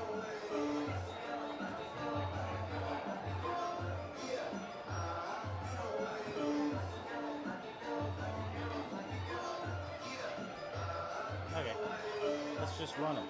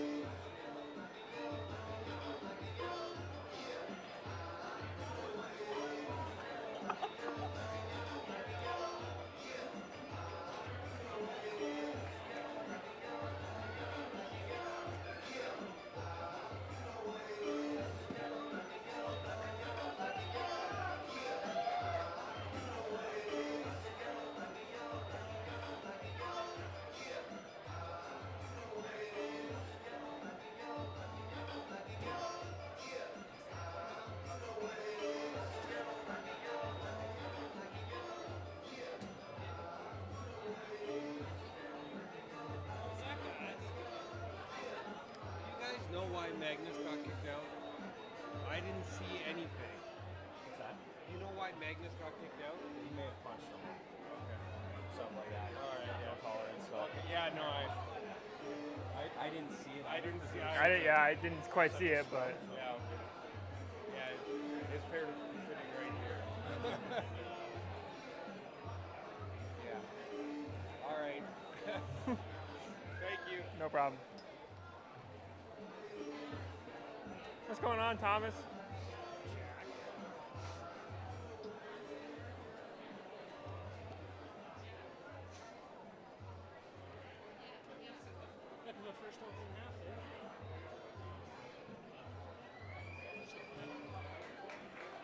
What'd you say? Till the first half, eh? Yeah.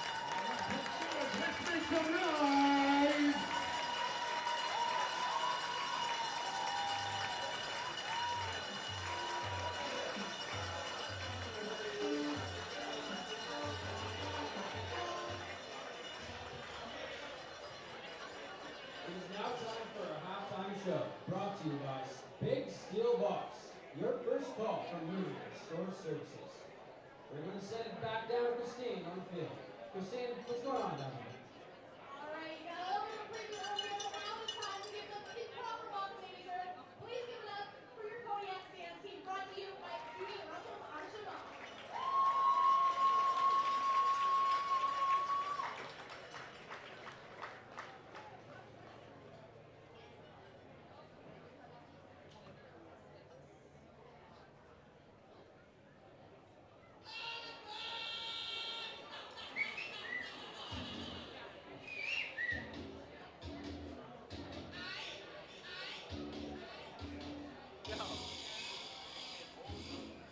I made a joke. I was like, oh, if you're looking for beer, blah, blah, blah. And bring me one up. I'm thirsty. Like, freaking brings me a beer up. I'm an idiot.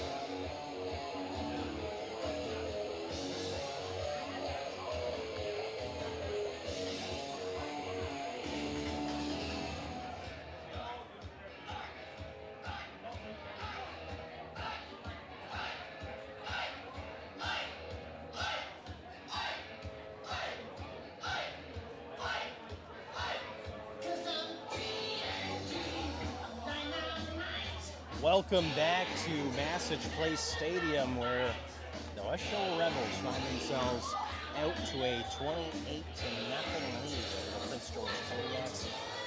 Definitely not the start you're wanting if you're Jamie Borum or anyone on the Kodiaks coaching staff, but at the same time, you come into this game knowing full well what you're matched up against, and that was the #1 offense in the BCS. Yeah, and you know what? I thought the defense has played fairly well against the Rebels. It's 28-0. 28-0 at the end of the first half doesn't really seem like it was a great half of the defense, but they really weren't given much of a chance throughout that first half. I mentioned it before during the broadcast, but 3 of the 4 Rebels touchdowns came when their starting field position was, I would say, roughly within the Kodiaks 30-yard line. Defense really didn't have much breathing room. When the Rebels have had, to go the full distance of the field, the Kodiaks defense has looked solid tonight against the top offense in the conference. So, while the score may not, again, seem like the Kodiaks defense has been up to stuff, I think they played fairly well tonight. Well, and now the other thing we were talking about it before we went to break, once we reached halftime, and we saw Jamie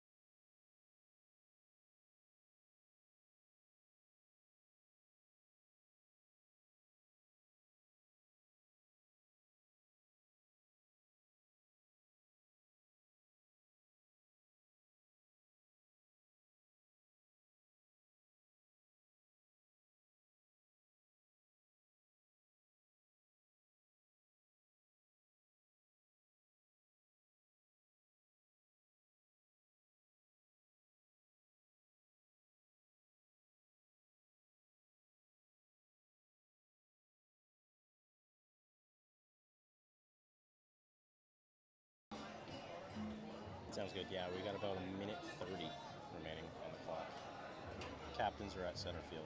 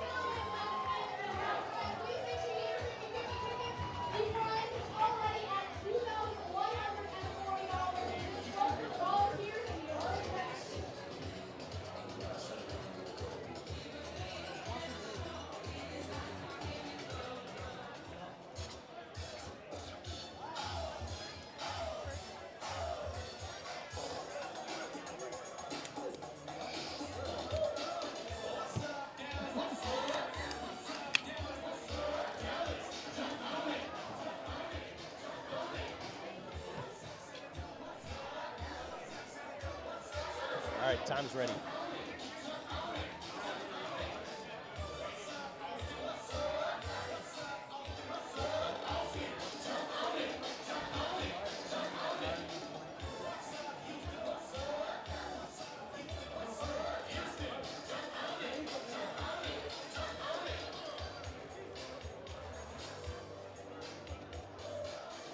Welcome back, Massage Place Stadium here in the northern capital of Prince George.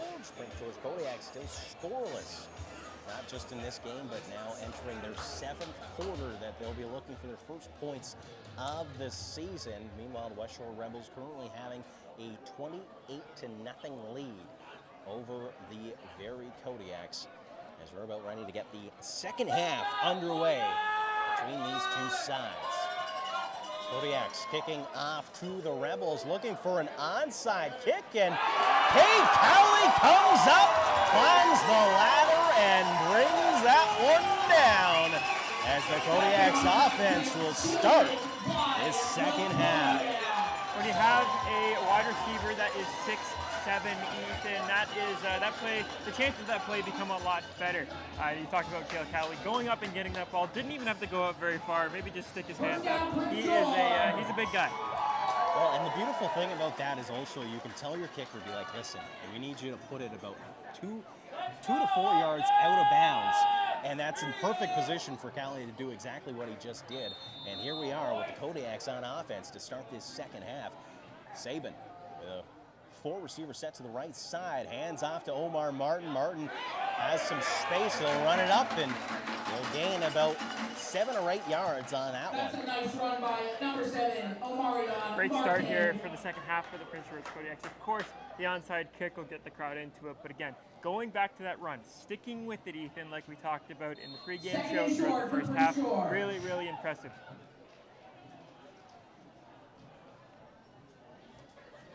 Here we go with a 2nd and 5 for the Kodiaks. Quads right formation. Sabin, quick looks, and that ball gets bobbled by Carson Briere, and that'll be I'm not sure if it's being called an incomplete. It is being called an incomplete pass. Some hesitation to blow the whistle as the ball skipped off the turf. May have looked like it was a fumble, but almost certain, and obviously it was a forward pass for an incompletion.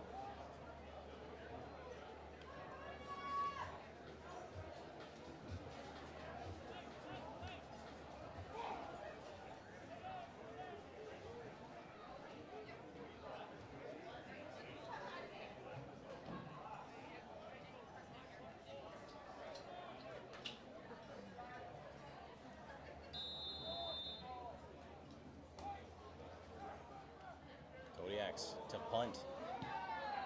And Kate Cowley will get that ball away. It skips, and that'll come back to about the 15-yard line, and flags being thrown, and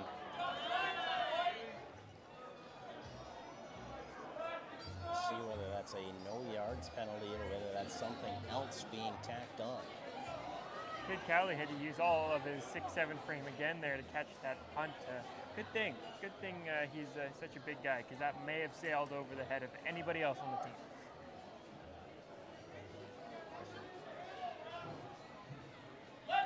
No yards penalty called on the There Kodiaks. will be a no yards penalty on Prince George. Folks, let's bring some energy for our Ball defense to spotted. start this quarter. 21-yard line inside the Westshore end. T. Jesse still in at quarterback for the Rebels, looking to add to their lead. There's play action here to Poisson. He'll try to cut it back, but gets wrapped up on both legs by number 40. Believe that's Jaden Craig, or rather that's actually Braden Reed, a former PGSS Second polo. down, Westshore. Fans, let's get loud again. We need a stop here on second down. Let's get this football back close. Second Come on! and 4 for the Rebels.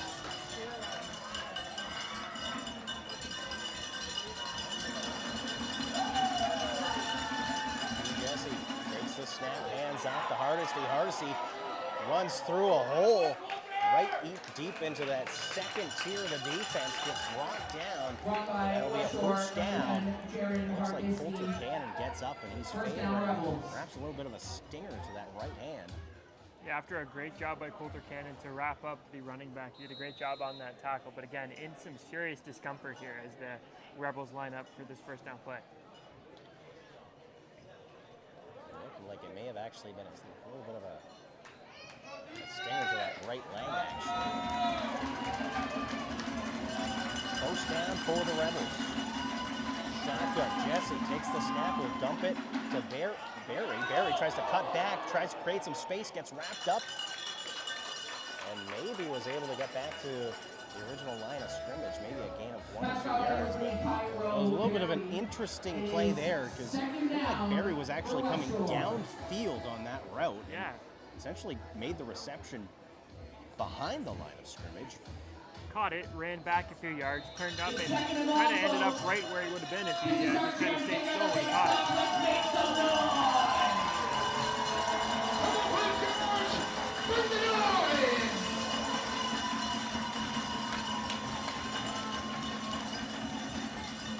Ball gets snapped, some pressure on the backside, and right there, Jesse gets wrapped up and brought down by number 29, Anthony Rodriguez.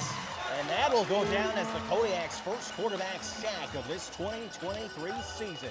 What a great job by the Kodiaks defensive line. They've looked great all game long, getting pressure to T. Jesse, finally being able to wrap him up. A huge play for the Kodiaks on second down. Oh, that was actually very interesting. I mean, we saw the pressure come on. It looked like it got picked up by the running back there, Hardesty.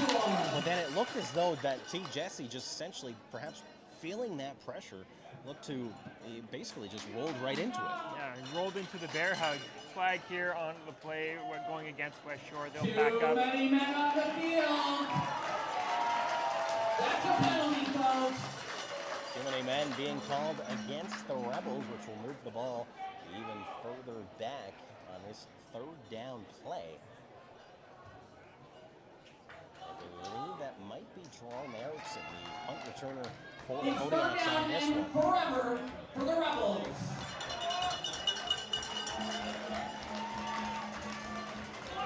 10:56 remaining here in the third quarter. Rebels punter lines up just inside the 10-yard line, looking to boot this one away to number 15, Jerome Erickson of the Kodiaks. Wobbling snap, ball gets kicked, and a back spinning punt, as that will go right out of bounds. And the Kodiaks will take over on offense inside the Westshore end of the field. It was a great catch by the Kodiaks on the sideline there. I'm trying to figure out which coach that was, but received it really well. Rebels territory.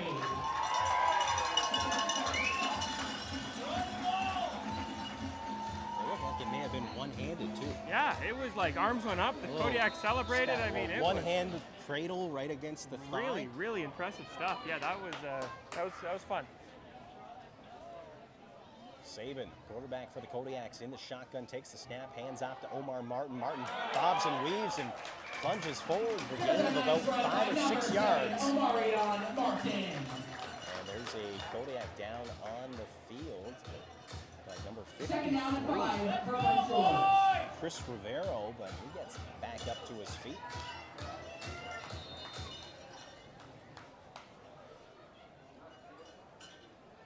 .05 remaining here in the third quarter. Kodiaks, the ball spotted at the 40-yard line inside the Rebels' end of the field. Saban with a quads right formation. Will take the snap, hands off to Martin. Martin tries to find a hole. He does, and gets past and gets enough for the first down. Really impressive running game here from the Kodiaks. A lot better than week one, whether it's Omar Martin or it's been Xander Shane. Both running backs look really fresh and hitting the holes hard. Well, and I think now perhaps the Kodiaks have taken a page out of both the Sun and the Rebels book of having a two-headed running back crew, because we saw the use of Xander Shane towards the end of that first half. Now we're seeing them go back to Omar Martin, who had a 42-yard gain early in the first quarter. And here's another handoff to Martin. Martin sneaks his way, but gets the ball popped out as the Rebels just put their hands in and ripped that arm away from the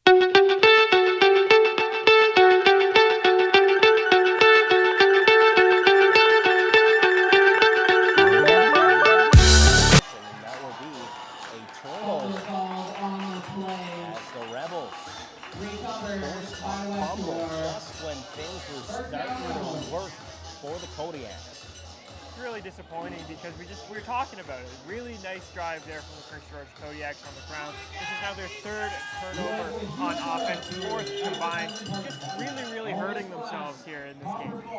Equity Plumbing and Heating, FFR Glass, Hart Home Hardware, Inland Trucking Equipment, Kodiak Pro, and Peterbilt Pacific. Thank you for Jesse still in quarterback for the Rebels. They lead 28-0, looking for another offensive drive here. Hand off to Hardesty. Hardesty, a little bit of a frantic running back, but is able to create some space, bobs his way, gets himself in the opening, and Aiden Simpson wraps him up and brings him down just at midfield. Run by number 10, Jared Hardesty. First down, Westshore. You mentioned the frantic running style of Hardesty there, Ethan. I think that I think it may be like he just bounces all over the place. He bounces off defenders. He's bouncing off his own team. I think frantic was the right word. The way I would describe it is almost just looks like a duck. Very calm up top, but the legs are just moving and making himself be able to move around, bounce around, and ends up just creating space with how quickly he's able to move his feet. But I mean, you see the speed as well as he hits the corners. He runs away from defenders. You're right. It's been interesting to watch today. He's been all over the place. 7:10 remaining here in the third quarter. Rebels moving the ball 2nd and 2. The ball spotted at the 47-yard line inside the Prince George end of the field. T. Jesse takes the snap. Little play action. He'll dump it to Barry. Barry looking for the edge. He'll get wrapped and forced out of bounds, actually, just past the 40-yard line. The ball will get spotted at the 37-yard line as Barry just willingly ran out of bounds after gaining some positive yardage, enough to get the first down and move the chains. Westshore offense moving once again down the field, looking to score.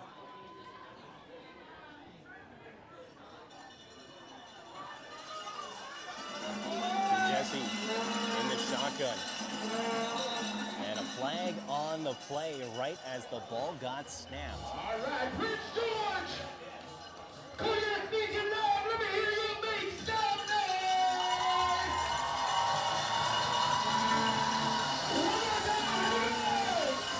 6:33 remaining here in the third quarter.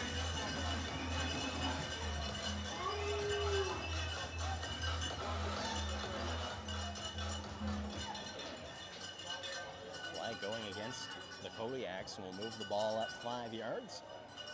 brings the ball to the 33-yard line.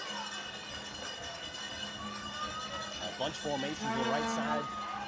Jesse, some pressure along the backside and goes over, connects there to number 11, Kwame Franklin. He brings the ball down to the 10-yard line. That was a great job by T. Jesse. You mentioned the pressure. He really just stepped up in the pocket and delivered that ball really, really well. Really stayed calm under pressure and delivered it straight. For a big stop in the red zone. Looks like Kwame Franklin will slow to get up, so we'll take a moment, take a break. Back in about 30 seconds.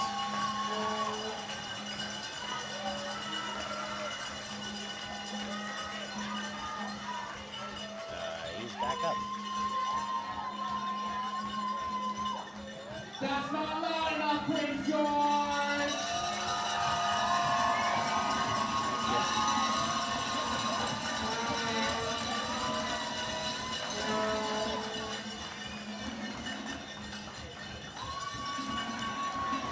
Welcome back, Massage Place Stadium. The Rebels right on the doorstep as they got the ball on the 10-yard line inside the Prince George end. And a dropped score there. Barry had it in his mitts, but he couldn't squeeze the ball tight enough as T. Jesse put the ball right where it needed it. That's an incomplete pass, folks. Second down. Barry ends up dropping it just inside the end zone. Would have been his 7th touchdown of the season. So he's used to catching touchdowns, just couldn't grab that one. Second and goal.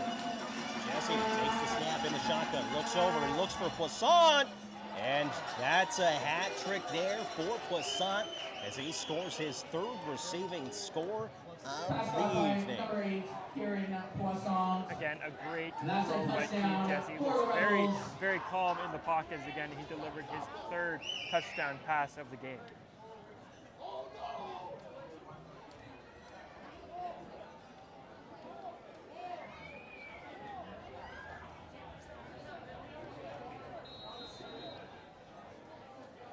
The Rebels lining up for the PAT. 5:23 remaining here in the 3rd quarter. It goes up, splits the uprights, and that'll make it a 35 Extra point good by number 2, Gio Lizzi. score It is here 35-0 in Prince for the George. We'll Rebels. take a moment, step away, take a quick 30-second break. Prince George Office Systems is a proud supporter of CJFL football. Prince George Office Systems, bringing you the latest solutions for all your copy, printing, and document management needs.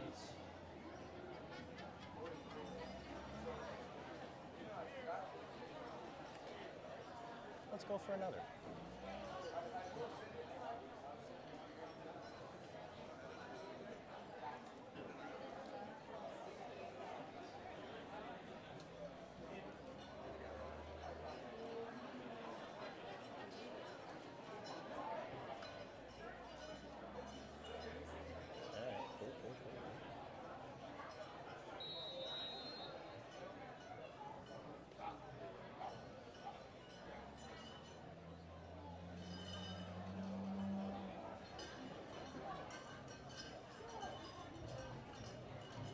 Welcome back. Westshore Rebels looking to kick the ball off after scoring yet another touchdown against the Kodiaks. The ball gets kicked and now will skip out of bounds, and that'll be a penalty going against the Rebels.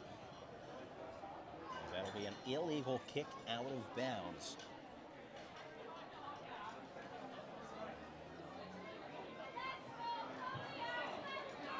Score currently sitting 35-0 with 5:23 remaining here in the 3rd quarter. Rebels leading, looking to better improve their already unblemished record this season. It'll be 1st down, Kodiaks at the 40-yard line. The Kodiaks offense will take over at the 40-yard line. Fumble on their last offensive drive deep inside Westshore's end of the field, still without any points on the scoreboard. Quick hit there to Caden Wagner, and Wagner tries to make some moves, but ends up getting wrapped up just past the 50-yard line. It's a really nice move by Caden Wagner to avoid the first hit. Great job by Sam Saban getting that ball out quick. First down, Westshore. That'll be a first down for the Kodiaks. The ball spotted on the 51-yard line, near side hash mark. As the Kodiaks break the offensive huddle, looks like they'll be lining up with a trips left formation to the wide side of the field. Saban calls his cadence, takes the snap, looks to pass, some pressure, gets wrapped up, brought down very quickly. That defensive pressure from the Rebels just completely closed up that pocket, and Saban was caught inside it. Number 7, Cody McMahon with the sack on that one. Kodiak's offense just seems to be in a rhythm where it's 1 step forward, 2 steps back right now. Really impressive play by Saban on the play before, finding the Caden Wagner on a quick button route. But just can't seem to get any sort of momentum building here. Quads left formation. Saban will roll. Some pressure coming, and he gets wrapped up very quickly. He was getting chased down from behind, but then number 44 of the Rebels, Trace Ottigan, came up and brought the Kodiaks quarterback down to the turf. Mason, we've talked a lot about the offensive line in the pregame and even in the first half as well. And honestly, prior to this second half starting, I thought the offensive line had looked better for sure, but since the second half started, the offensive line just not giving Sam Saban any time in the backfield.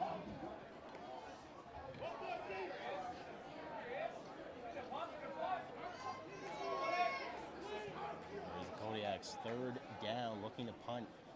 Hey, Callie. And the punt gets blocked.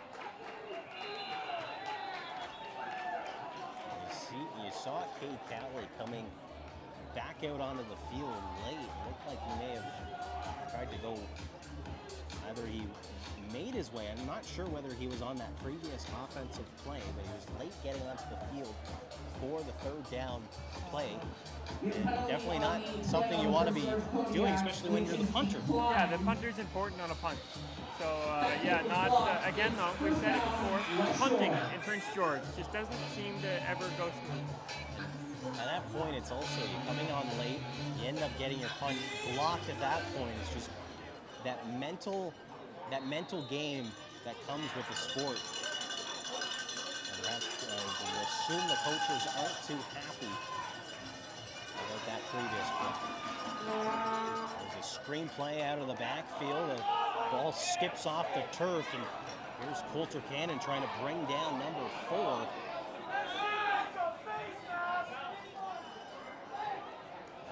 A bit of an odd play there, as it looked like the throw was incomplete, but the officials saying that ball was. I'm not quite sure. Because if the pass was, and it is being called incomplete, so it will be second down, which is exactly what I thought. I was a little confused. Yeah, that ball skips, player picks up, and ends up running. At that point, you also, I guess the ref's assumption was the pass went backwards and then considered fumble. Well, and I understand that. I mean, from our vantage point, though, it was definitely an incomplete pass. Should have been whistled. You know, you'd think the referees had a better vantage point than us, but not so.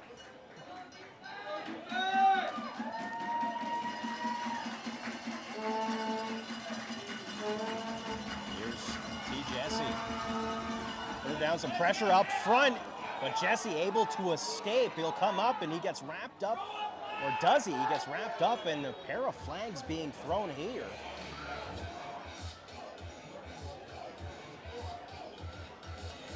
We'll see what the penalties are, or whether it's just one penalty being called here. A pair of flags on the turf. Kodiak pressure got to T. Jesse almost instantly on that play. Had to do it on his own. Probably got out 3 or 4 yards from the line of scrimmage. Face mask being called against the Kodiaks, so.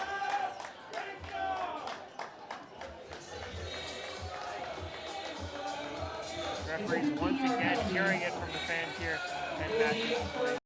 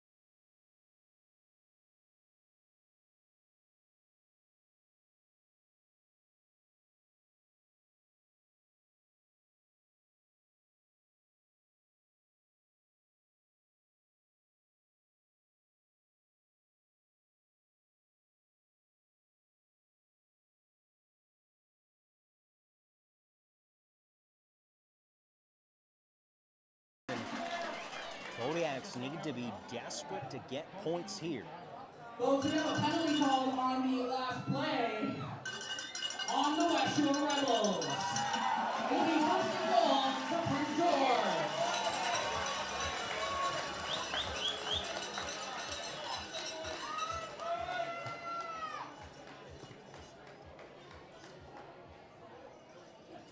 I do want to apologize to those listening or watching the game, rather, on BCFC TV or TELUS Cable Channel 1981 for the technical issues.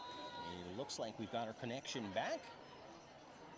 And Newcomb takes a drop back, looks over, K-Tally gets popped, but he scores the touchdown for the Kodiaks. They finally find their way past Pater.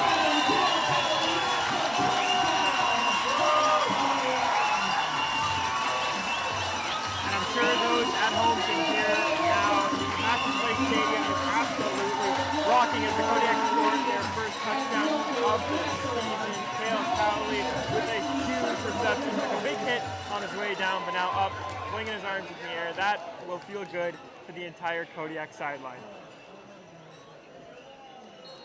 Kodiaks lining up for a point after here. Number 41 going for the kick. That's Brady. He splits the uprights and gets it through.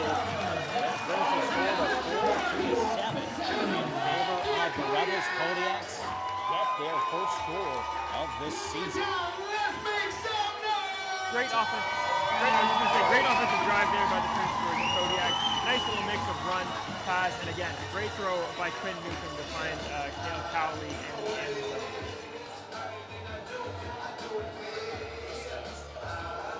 14-28 remaining here in the fourth quarter.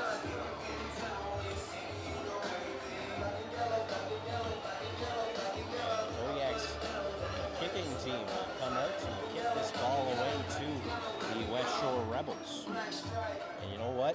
Given the way this game has gone, I will not be surprised if the Kodiaks try to go again for a possible onside kick. Looking for Kale Cowley out on the field, who did receive the last onside kick. I don't see him out there. Again, he did just catch the touchdown, was on the field for the field goal, so maybe just a breather as they Kodiaks kick it deep here to Westshore. The ball gets kicked. Here's the ball gets picked up by Hardesty. He gets wrapped up, brought down about the 25-yard line. Back to the field by number 10, Jaron Hardesty. First down, Westshore.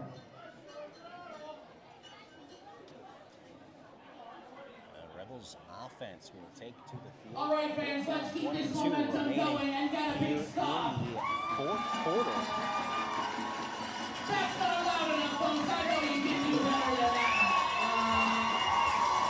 The crowd roaring back following that touchdown by the Kodiaks. Rebels offense back out on the field, led by Tay Jesse. Hand off to Hardesty. Hardesty trying to find a hole. He gets wrapped up, draped off the back, but gets brought down. Still able to gain a few extra yards after contact. Interesting to look at the Westshore sideline. Of course, this year we are closest to the Westshore sideline. It looks like the defensive coordinator for the Rebels has the entire defense around him after that touchdown play and doesn't seem to be pleased. A lot of hand movements, a lot of talking, and a lot of still faces from the Westshore Rebels defense.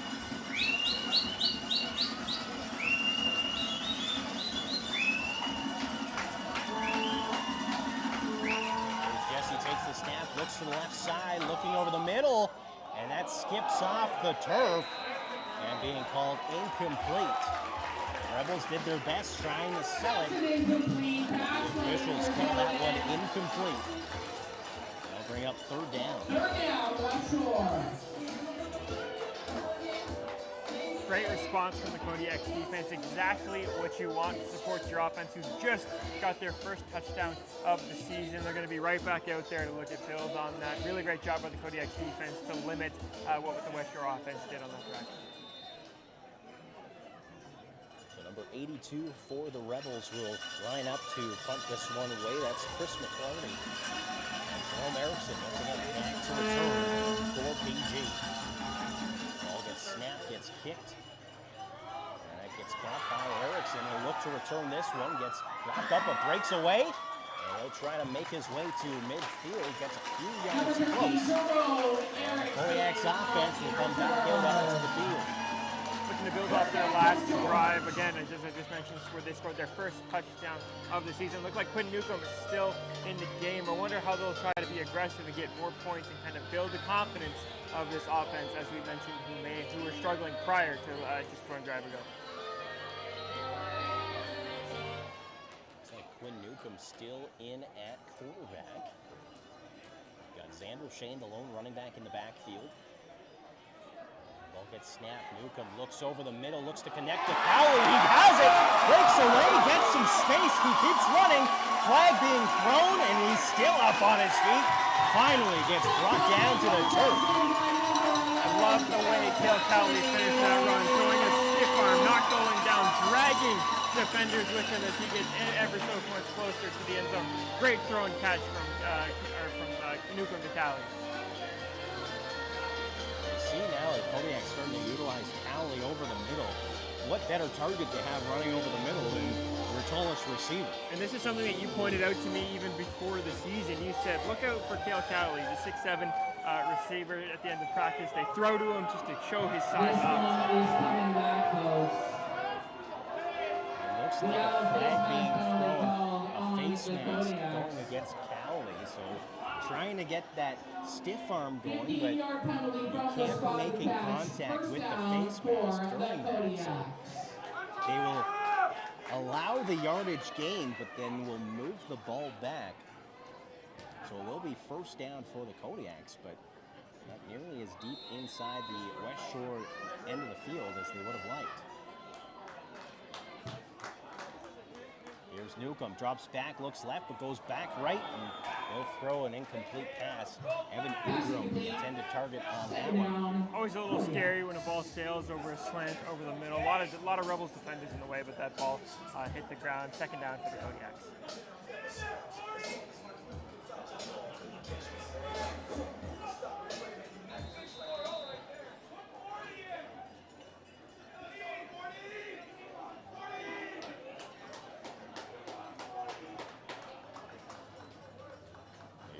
Newcomb back in the shotgun, trips right to the far side of the field. Newcomb looks left, looking for Erickson. Erickson hauls it in. He'll do a little toe tap to make sure he gets that.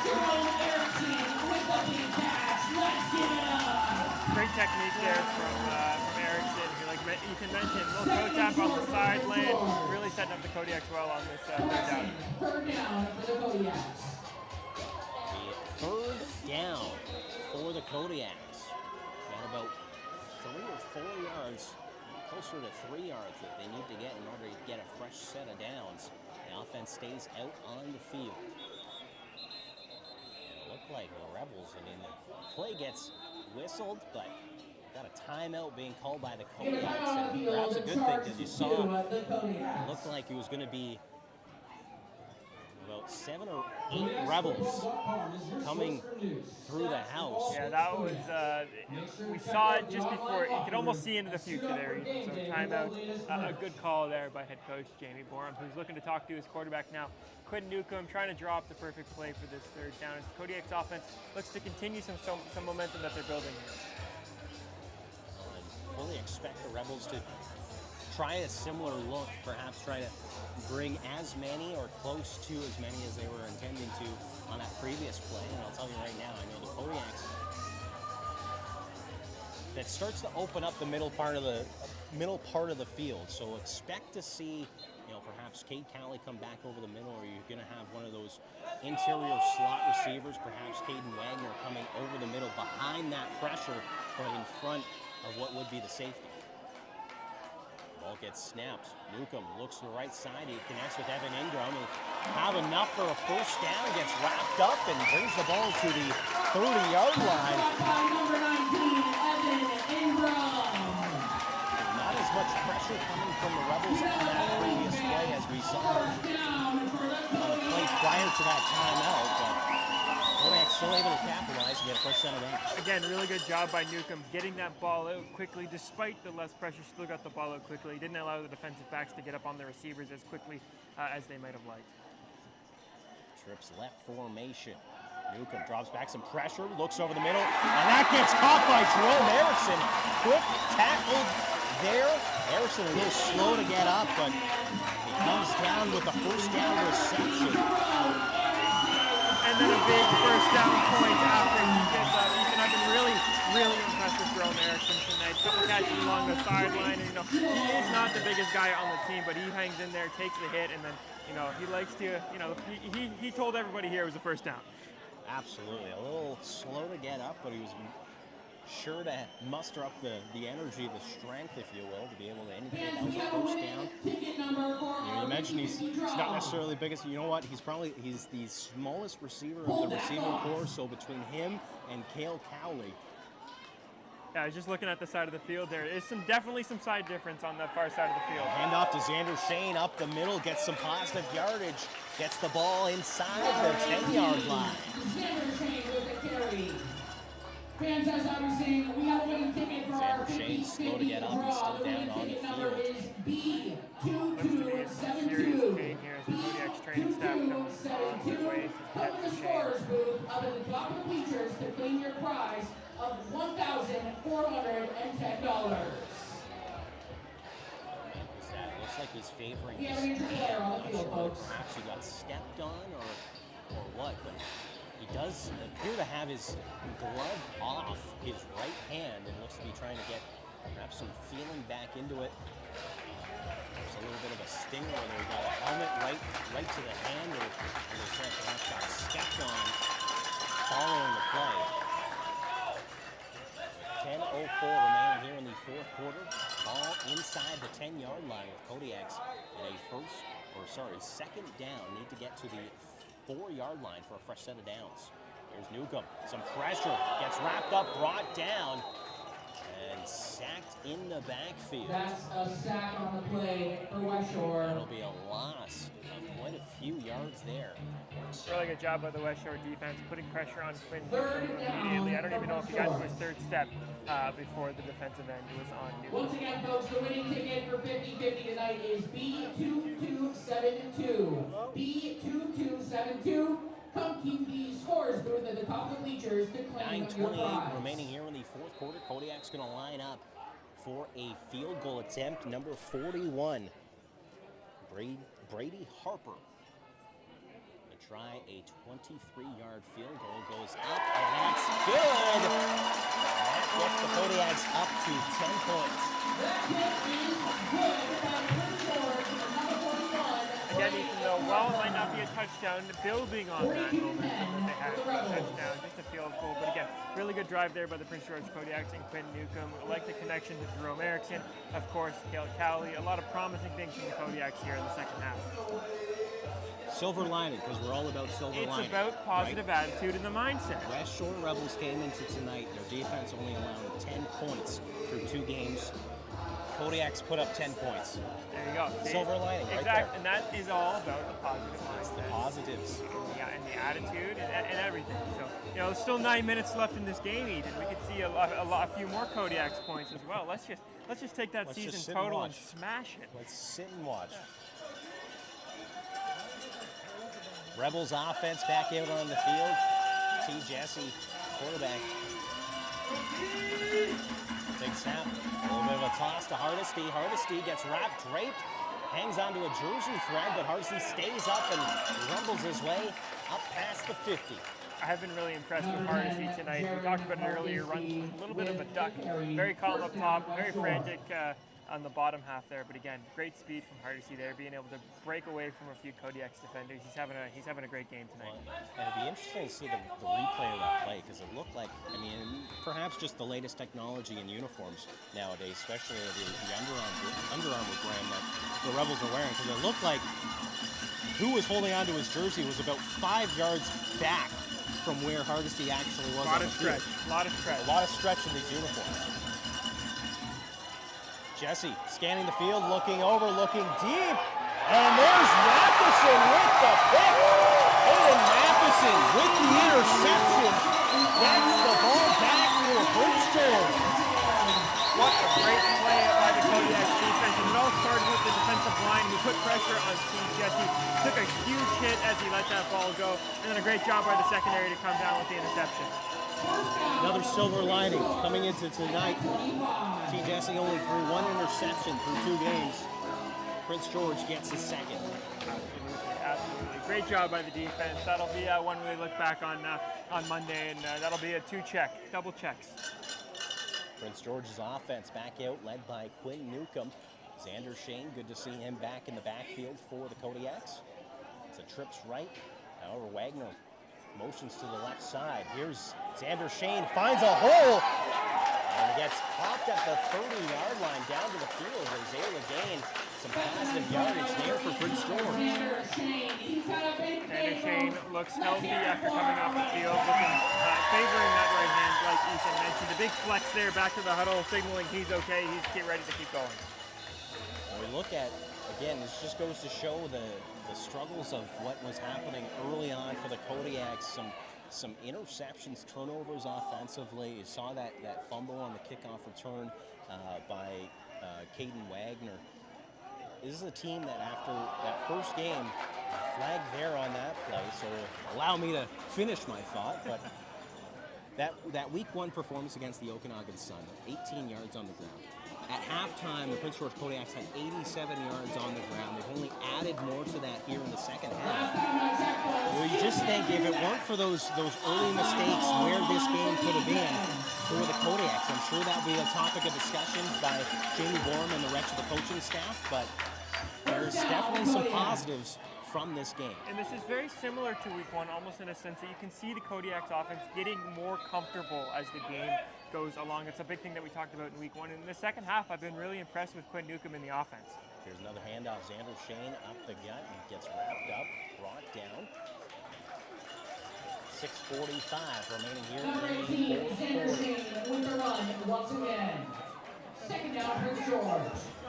It's been interesting to see how the Kodiaks use both of their running backs, Martin and Shane. They came into the game thinking maybe a little bit of a running back by committee, and it certainly has been that, but more consistency on the running back. Shane's been getting a few drives, then Martin, then back to Shane, back to Martin. Not quite what I expected. 2nd and 8 for the Kodiaks. Newcomb drops back. Some pressure. He tries to escape. He does. Bootlegs to the right side, far side. Has some space, gets some yardage, but it's brought down short of that first down marker. A gain of maybe a yard or 2, if that. And it looks like it ultimately will be a loss of actually 1 yard.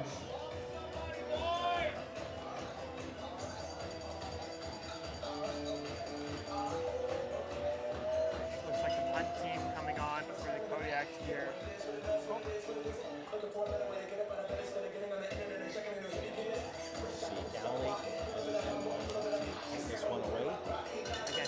By the, there we go. Now it's the third. Now it's third down. Cairo Berry back to return. Ball gets snapped. Cowley back spinning punt on this one will drop at the 40. Berry will hold the line, gets in, steps out. And the Rebels offense will step out onto the field with 5:18 on the clock. Jesse back out for the Rebels on offense, took a big shot on the last interception. Came up a little slowly, kind of grabbing his ribs, but looks to be okay as he heads out for Westshore.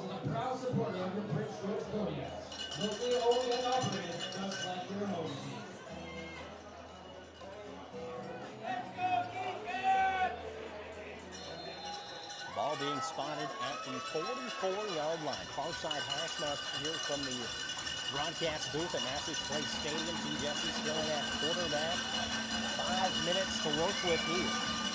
The handoff to Hardesty. Hardesty rushing his way, cutting back, cuts up the gut, and gets wrapped up, brought down. And again, just another example of Hardesty's elusiveness here as a running back, just able to essentially get Kodiak's defenders just diving at air.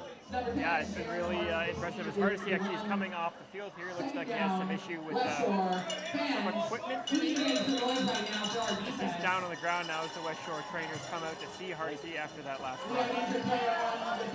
I think that's more than just equipment. Yeah, I thought it was equipment at first, but after we'll say it's a different type of equipment. Well, yeah, let's leave it right at that as Hardesty's down on the ground. What's the explanation to the trainer there, I wonder? Well, that was plain, very, very clear, the injury there. But he's not hiding it. Definitely, definitely hope Hardesty is all right. Yeah. You and I can both attest that's it's not a great injury. It's not comfortable as he's down on the ground once again on the sideline. Ice pack. We'll change focus. Okay. T. Jesse. Wow. In the shotgun for the Rebels at midfield. Take a snap handoff here. They're dashing another big run here by the Rebels. It's just cutting back and forth, bouncing around and gaining positive yardage. That being number 21. Number 21, Malik Gagne-Smith. How about Gagne-Smith with no gloves? Little retro running back look there. No support from those sticky gloves. Cool to see. It's interesting hearing opinions when it comes to the wearing of gloves. I know there's players who will say, you know what, you've got better grip, no doubt about it. There's others that say that without gloves is the best way to have the best feel for the ball. As T. Jesse will hit Gagne-Smith out in the backfield, gains some positive yards, stiff arms a member of the Kodiaks, and ends up getting pulled out of bounds at the 15-yard mark. Ethan, I know you played football for a lot of your life growing up. Were you wearing the gloves? Did you have those gloves on? I'll tell you.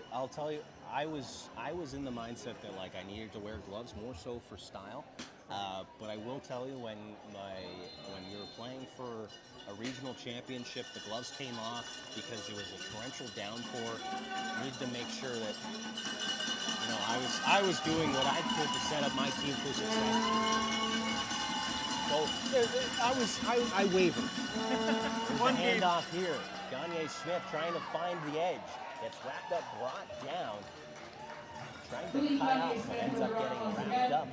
Number 29 of the Kodiaks, Anthony Rodriguez. Ethan, you mentioned style. Of course, that's a big part of the confidence. And I think we failed to mention this year the Kodiaks jerseys. We talk about style. These things, the more I watch the Kodiaks on defense, offense, their jerseys, their helmets, they stick out really. A lot of style on this First George Kodiaks team. You look across the BCFC. I don't think you've got one team that looks the same. I know you find some common color combinations when you start looking at professional sports, even university ranks. But you look at the BCFC, and I don't think a single team, perhaps they've got similar colors, but they've gone completely different in how they style their uniforms. T. Jesse, flag very quickly there, but you look across the lake, you look Prince George, you've got the black and gold, you look at Kamloops just down the highway, down the highway there in the Thompson Valley, and you've got the navy and orange. You look at the Okanagan Sun, you've got that orange, but also you're kind of utilizing a little bit of brown in their colorway. The Valley Huskers, the only team in the league that has some green elements to their uniform. Langley Rams, you've got the blue and white. You look on the island, you've got black and red, and then you've got the red and white of the Westshore Rebels here. T. Jesse looking wide open there, number 88, trying to deke his way. Coulter Cannon gets his laces tied up, and that results in a touchdown there by number 88 of the Rebels, C.J. Vincent. Number 88, Christopher Vincent with the reception, and that goes is a touchdown by the Rebels.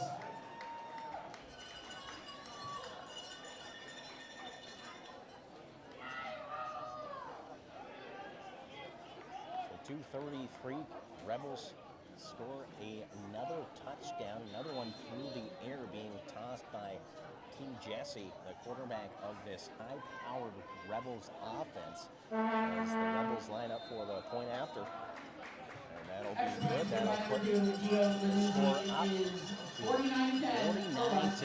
We'll take a moment, take a quick break. We'll be right back.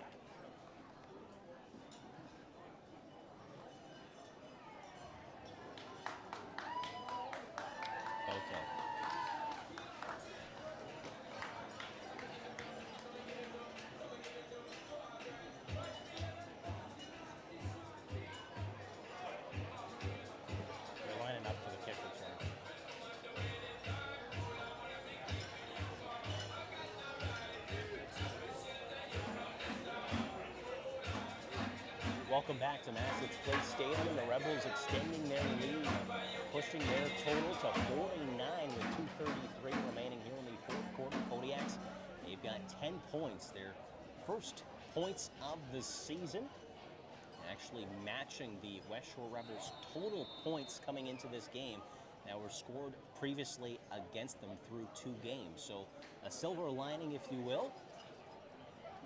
Number 2 of the Rebels, Jaio Lanuzzi, lining up to boot this ball away. And a high kick here as the ball will skip, and Wagner will have to pounce on that one. Some hesitation there by number 40. I believe that was Brayden Reed, rather. Yep.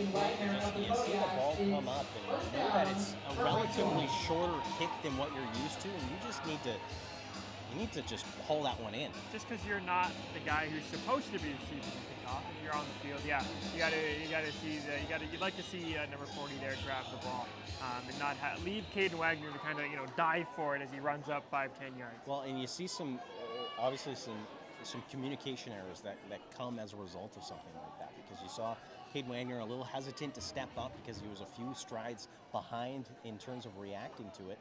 And then the ball ends up skipping back towards Westshore. Here's a completion here. Aiden Lewis, a gain of maybe a yard or 2 there. But as I was saying, you just need to prevent those situations. Hit the catch, hit the deck, let the Kodiaks offense out onto the field, and no issues there. But as soon as you start to, you step back, you make it seem like you might be the one coming up with the catch, and then you step forward, it starts to create some confusion. And that's what leads to, potential turnovers, similar to some of the ones, we didn't see that exactly, but you start getting back into the situation you were in earlier in the game. Ball gets snapped. Quinn Newcomb looking to the right side, pass will fall incomplete. He's trying to connect with Cowley, but it looked like number 6 of the Rebels, Riley Burfello, was doing a good job at stepping on the inside of Cowley's route. Quick 2-0 from the Prince George. Kodiak interesting to see who comes out for the Westshore Rebels offense here after this punt. I believe I see a backup quarterback warming up for the Rebels on their sideline here, so it'll be interesting to see who takes the field when the Rebels come out. So Cowley back to punt this ball away for the Kodiaks. Cairo Berry to return. Ball gets snapped. And a side wobbling punt there by Cowley as it skips close to the sideline. Berry trying to run back, create some space, skips, and gets wrapped up. And the Rebels offense will take to the field with 1:50 remaining. We'll take a moment, take a quick 30-second break. By number 3, Cairo Berry. First down, Westshore. Let's go, defense!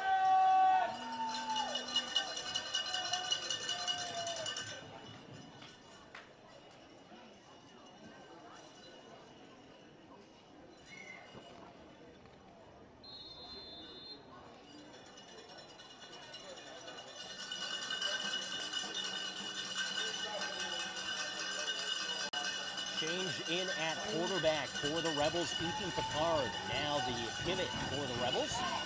As he takes the first snap, drops back, takes a quick hit there. And he'll connect with one of his receivers, number 52, however. The Rebels offensive line down on the field as the training staff will come in for the Rebels. A gain of, well, actually, don't necessarily think that was a gain of any yards on that, as 52 down on the field. So we'll take a moment, take another quick 30-second break.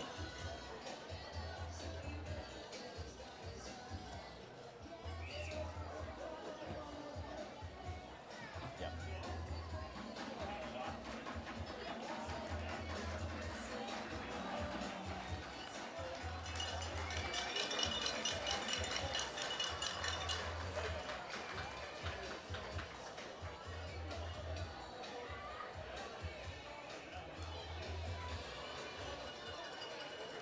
Welcome back. Marino able to be assisted off the field following an injury there. Handoff here by the Rebels, but gets wrapped up in the backfield for a loss as the Kodiaks defense right there in Correction, Rebels that's backfield. third down for That'll the bring up Rebels. third down. With a minute 35 remaining, the punt team for Westshore comes out onto the field to boot this one away.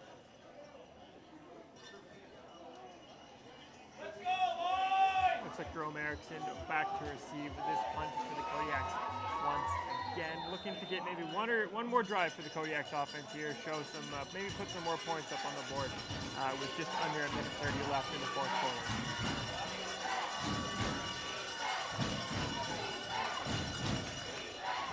Pressure here by the Kodiaks trying to block it rather, and a very high back spinning punt as that comes up, and Westshore ends up retrieving the ball, but a flag being thrown. I think the punter was the one to recover the punt.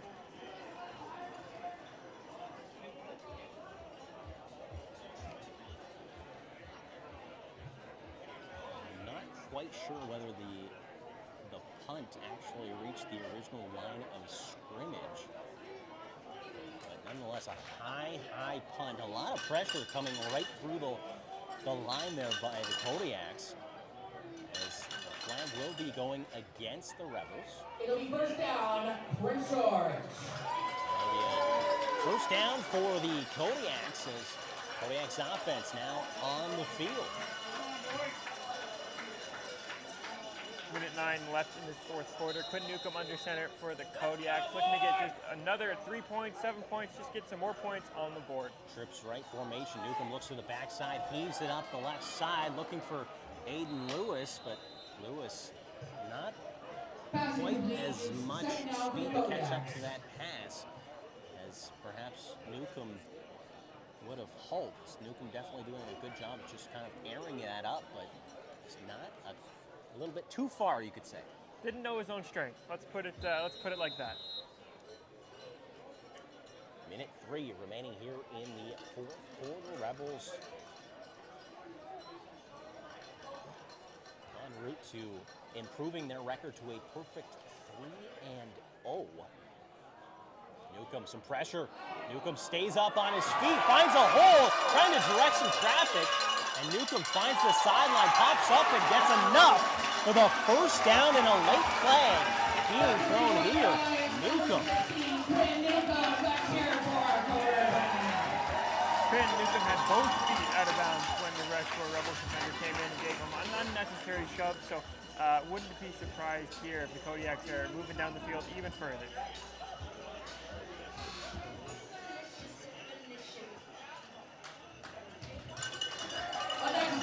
Flag going against the Rebels. That'll move the ball even further up. An impressive effort there by Newcomb. You thought he was going to step out. Saw a little bit of a window there that was being given from the Rebels defense along the sideline. Was able to stretch enough to get the first down, but then of course that penalty also helped substantially for this Kodiaks offense. Newcomb calls his own number, dashes his way up, trying to weave, gets wrapped up, stood up, and a whistle gets blown just inside the 10-yard line. 46.2 seconds remaining. At this point, you know, excuse the excitement that I have. Westshore, they're en route to securing this victory, but at this point, Kodiaks finding that comfort offensively, finding things that work. It seems like they're clicking. As Newcomb drops back, looks over, and tries and ends up throwing a pick there. As I speak too soon, I'll just bite my tongue. Perhaps a commentator's curse a little bit. You could say that. A little bit. You could say that. 31.9 seconds remaining. Another interception being thrown there by Quinn Newcomb. It's disappointing, Ethan, because you're right. It is exciting to see the Kodiaks offense, despite the score, moving down the field, looking more comfortable. But you know, it's going to leave a sour taste in the fans' mouth after that game. I mean, at the same time, I mean, you're trying to make something happen. You're trying to put the ball in the end zone, right? you're settling in the pocket, at least at this point now. You're not necessarily scrambling as much as you were earlier in the game. Yeah, you throw an interception, but you know what? You're in a position, you're trying to get the ball. You're down by however much you are, 39 points. You're trying to make things happen, trying to put the ball in the end zone, trying to get more points. At that point, you know what? An interception's acceptable. At least you're trying to make things. Exactly. You know, you're talking about the quarterbacks trying to make things happen out of nothing earlier in the game. You know, at this point, you've got nothing to lose. You might as well try to go for it. Holding penalty call on Westshore. 10-yard penalty. It'll be first down and 20. 25.4 seconds remaining here in the fourth quarter. Rebels are leading 49-10. Looks like they'll just about secure, well, they will secure this victory, improve their record to 3-0.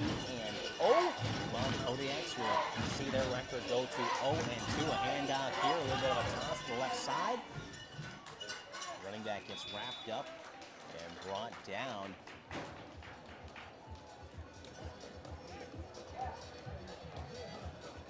Looks like there's been another change to the running back for Westshore. Number 28, I believe, Sean Clazy in the backfield for the Second Rebels. down for Westshore. And as we also pointed out just a little bit earlier there, also Ethan Picard, number 13, in at quarterback for the Rebels, giving T. Jesse a little bit of time to settle down after putting up a dominant performance this evening here in Prince George. The Rebels will line up in the victory formation. As the clock hits zeros, they'll take a knee, and that does it. The Westshore Rebels end up defeating the Prince George Kodiaks by a score of 49-10 here in Prince George. Westshore keeps their perfect season intact as they improve to 3-0. Meanwhile, the Prince George Kodiaks, their record will go to 0-2. We'll take a moment, step away. We've got the Kodiaks post-game show coming up. And rock on. Remember, fans, our next game for the Prince George Kodiaks, they'll be taking on the Kamloops Broncos next weekend, Saturday, August 19th, right here at Massage Place Stadium with kickoff at 7 p.m. Get your tickets at ticketsnorth.ca. Thanks for being with us tonight, fans. Get home safe and enjoy the rest of your night.